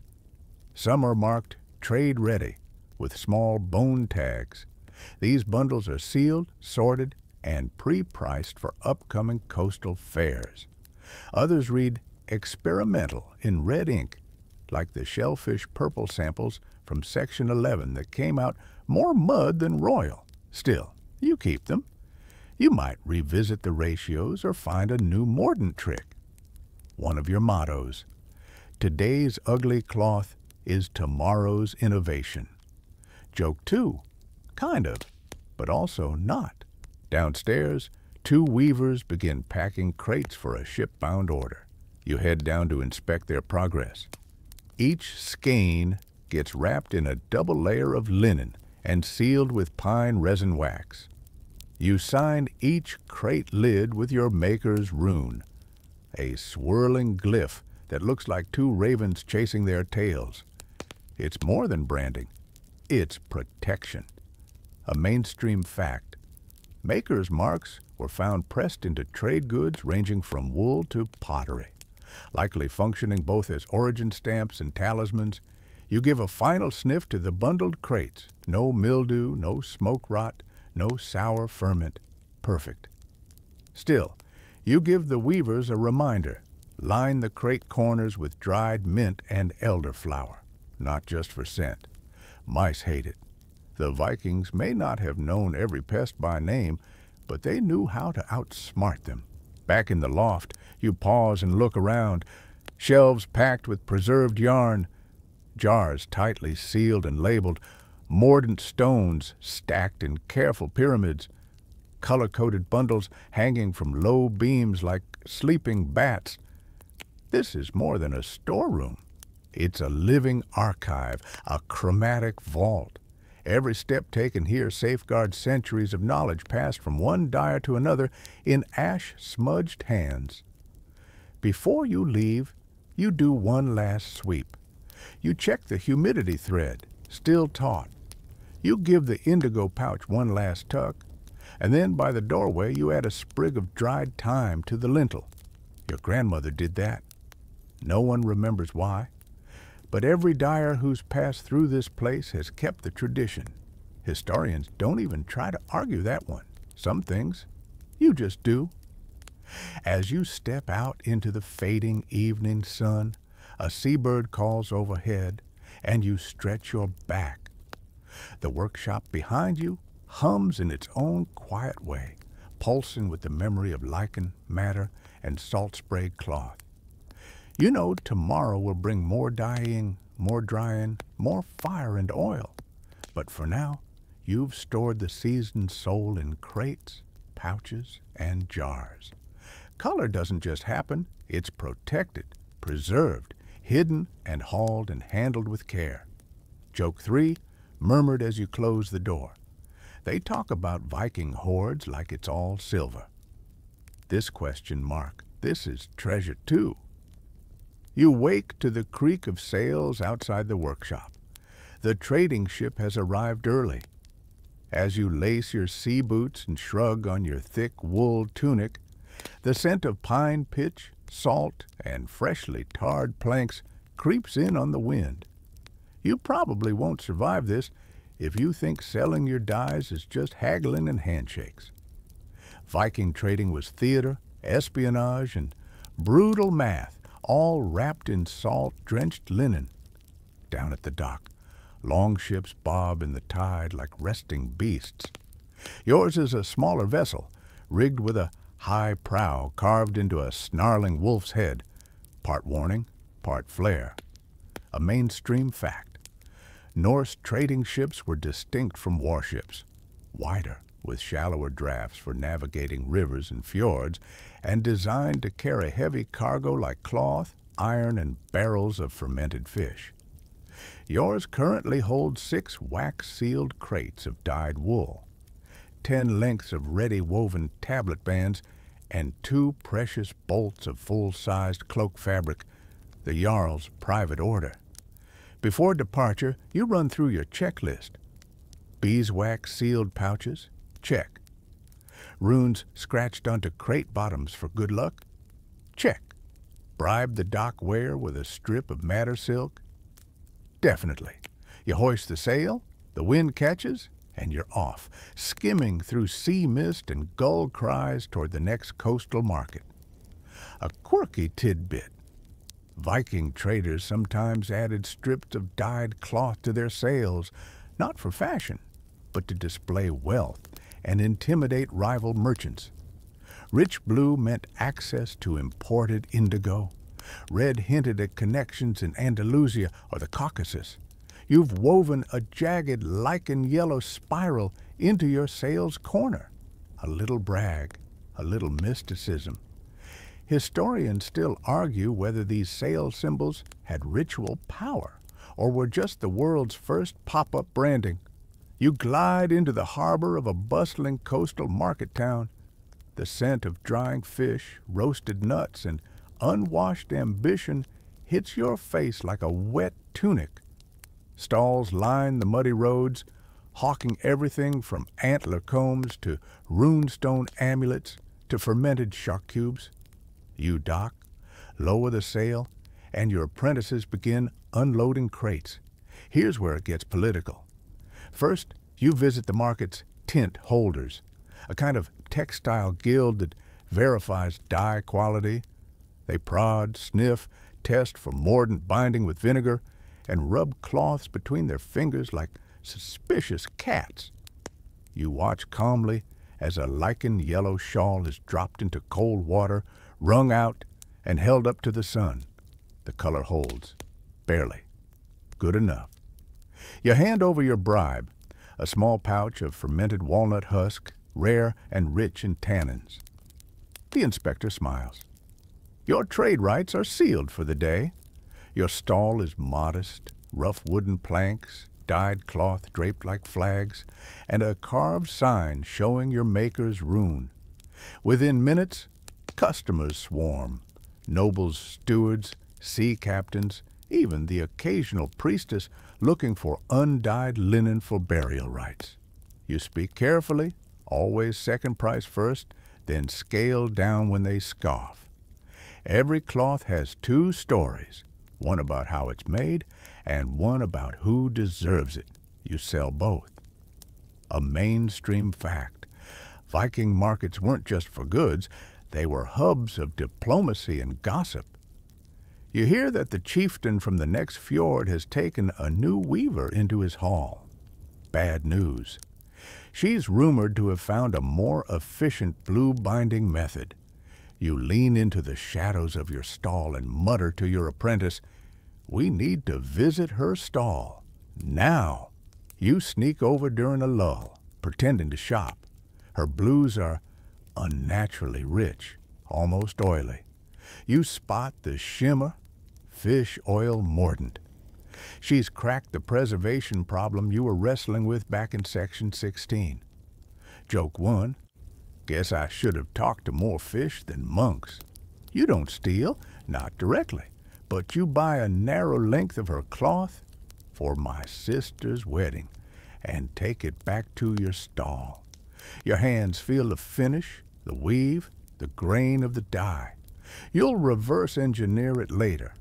As the day winds on, you trade 2 lengths of ash-gray robe for a set of whetstones from Finland, a green cloak band for a smoked silver ring, a scrap of rose-dyed linen for information about a new indigo source upriver. Bartering is currency here. Coin only gets you so far. Your real leverage is rarity. A cloth with even dye coverage, sealed edges, no stiffness, and layered undertones. That turns heads. That gets passed along from stall to jarl. That ends up on someone's back at the next ting. A quick tally reveals most of your stock is gone. You save the finest indigo cloak for the very end. It's your showpiece, your bait. As if on cue, a local noble steward steps into your stall and fingers the cloth. He asks where you source the blue. You smile. Secret Fjord flower. He doesn't laugh. He nods. That's how you know he's interested. He offers 6 silver coins. You ask for 12 and a spool of brass thread. You both settle at 10 and a chicken, fresh, not smoked. The deal's done. Joke 2, murmured as you tie off the trade rope. All this for some boiled seaweed and sheep hair. By sunset, You're seated on a barrel, watching the torches ignite across the harbor. Your cloth is gone, your crates are empty, but your satchel is full. Coins, feathers, stones, trade scraps. And in your mind, 100 new questions. What herbs were in that priestess's mordant? How did the competitor bind fish oil without stench? What exact shade was that pink scarf you saw trailing from a warlord's tent? A quirky footnote. Some Viking traders believed cloth carried the memories of where it was worn. That rose scarf might whisper of feasts, of betrayal, of secret councils. Scholars still debate whether this belief was metaphoric or literal spirit lore, but you believe it, at least enough to tuck a sample into your tunic for later study. Night falls, and you climb back aboard your ship. The wolf prow glows faintly in the moonlight. Your apprentices sleep under bundles of unsold scraps and dried fish. You lean back against the mast, fingers still stained faintly pink from madder and mordant. The ship rocks gently. You exhale. Tomorrow you'll return home, unpack your secrets, and begin again. Because for every color sold, a new one must be made. That's the rhythm of your world. Dye, store, bless, sell, repeat. Joke 3 whispered to the waves, "At this point, even the sea knows I overcharge." The longship glides silently back into your fjord under a pale slate sky. The morning mist clinging to the water like wool to a wet comb. You're home, but you don't disembark right away.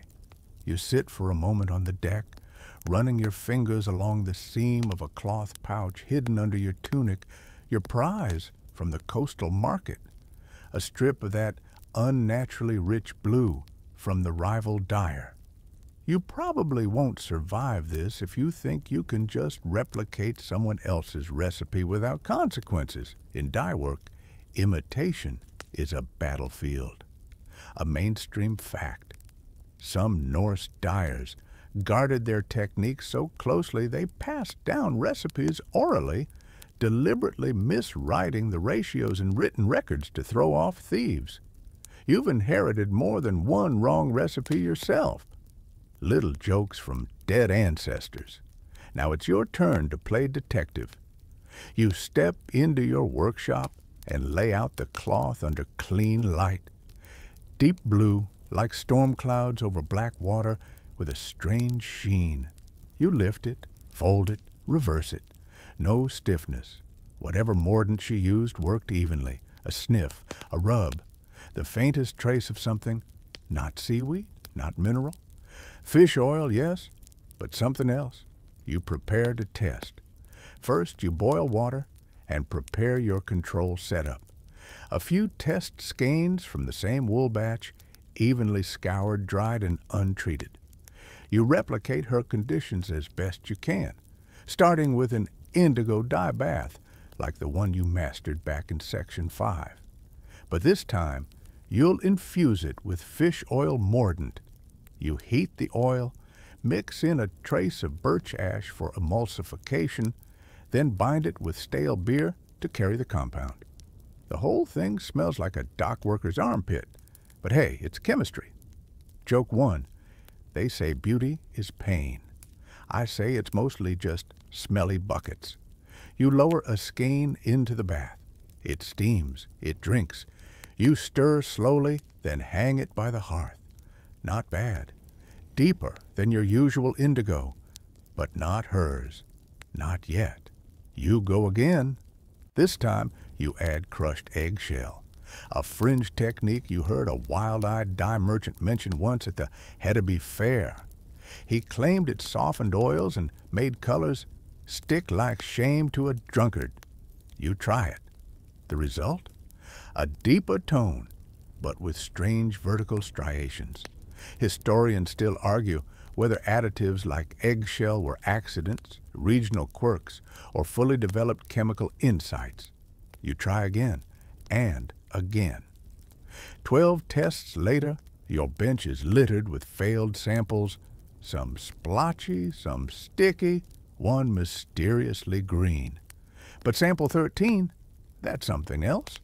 You hold it up beside her swatch. It's not identical, but close. The shimmer is there, the rich base, the hue that hums like thunder under breath. A quiet triumph swells in your chest. You're about to log your findings when you pause. You remember the rose scarf you stole a glance at in section 18, the one trailing from the warlord's tent. That wasn't madder, you're sure of it, and your fingers itch to try again. Because for every answer you find in the dye house, 5 more whisper from the loom, the cauldron, the sea. You prep a new dye bath. You try cochineal, even though it's rare and most Norse dyers never touched it.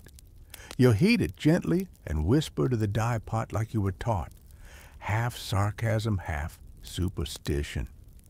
A mainstream fact.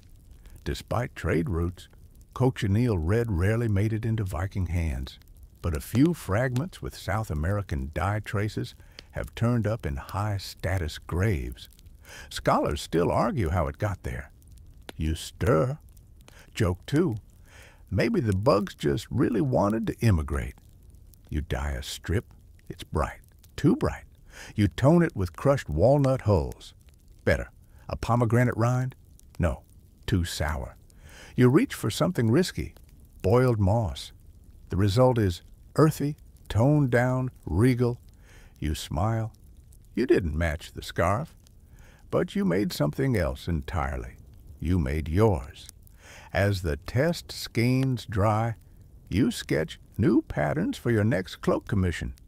You'll combine that storm-dipped blue with the earthy red you just invented.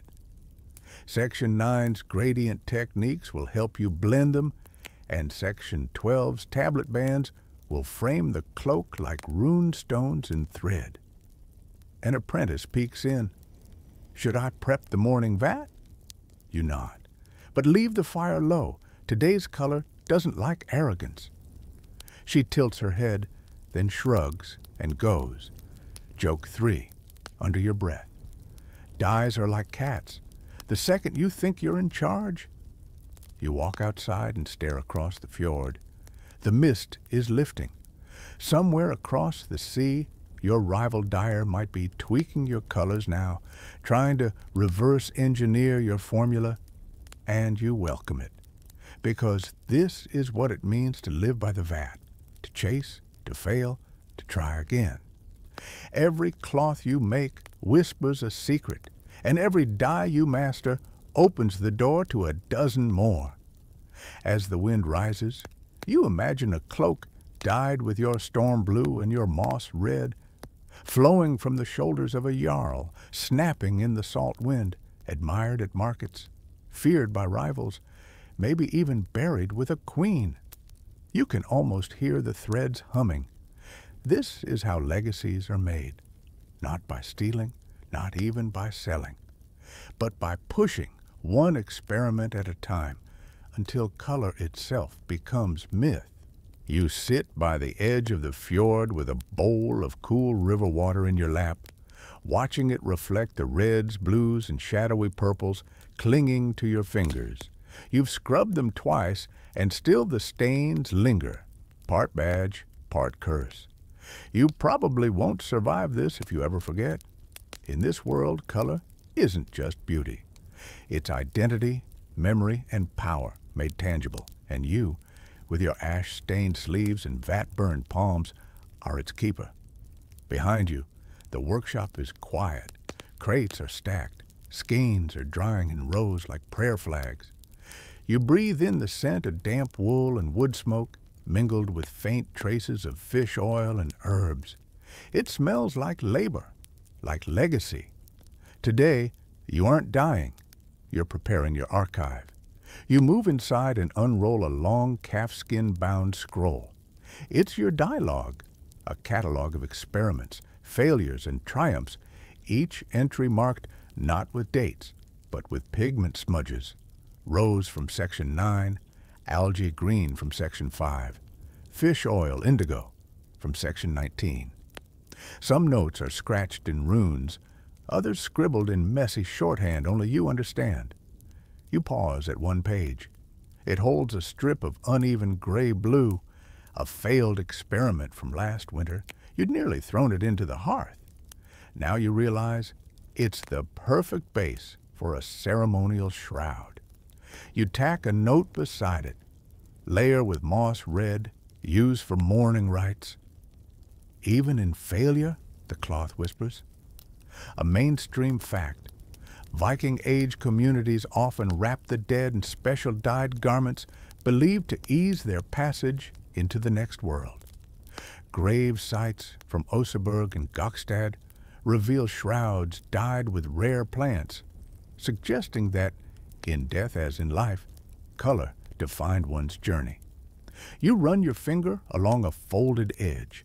It's rough, but honest, the kind of cloth that tells the truth.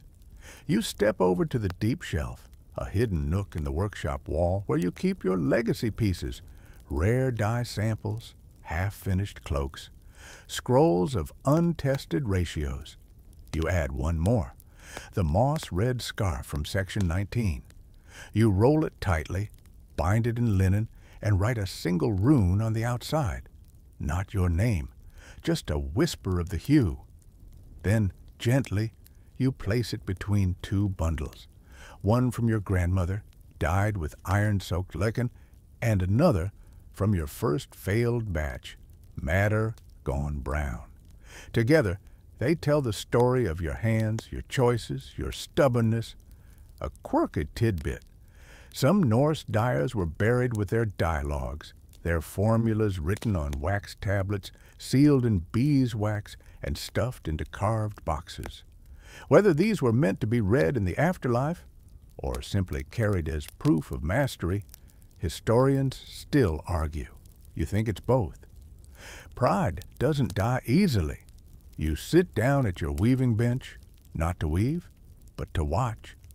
Outside, an apprentice hangs a cloak to dry. It's indigo and bone white, patterned in the shape of sea serpents. She made it, her first finished piece.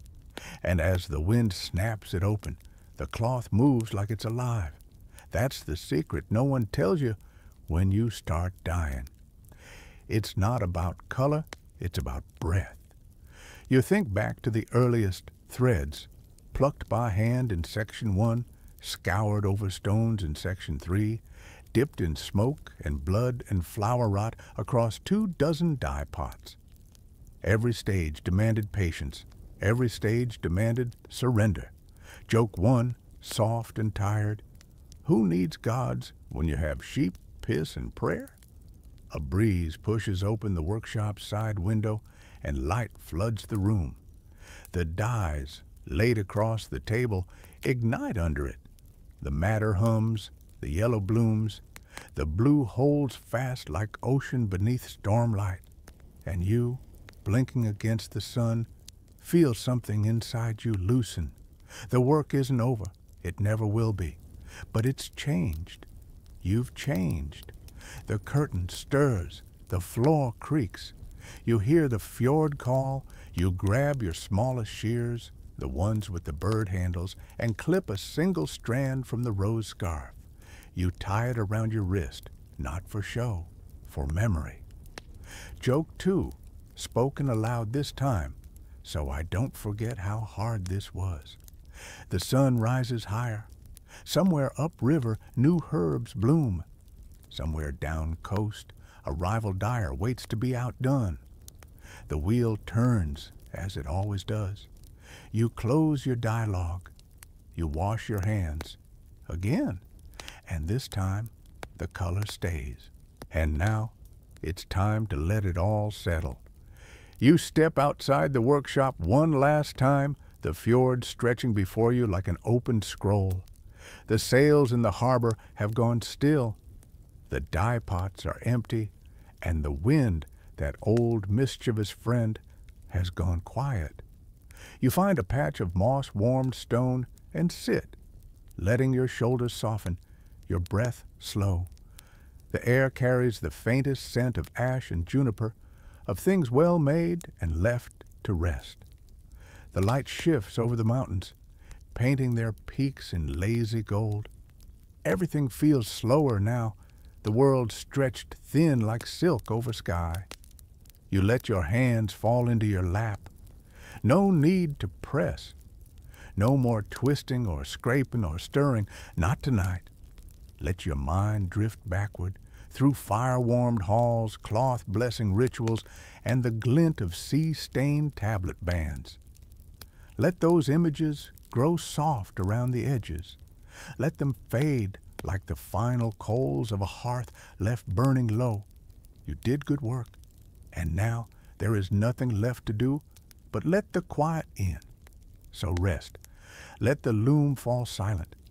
Let the dyes rest in their jars. Let the color sleep in the cloth. You've earned this stillness. You've earned the hush.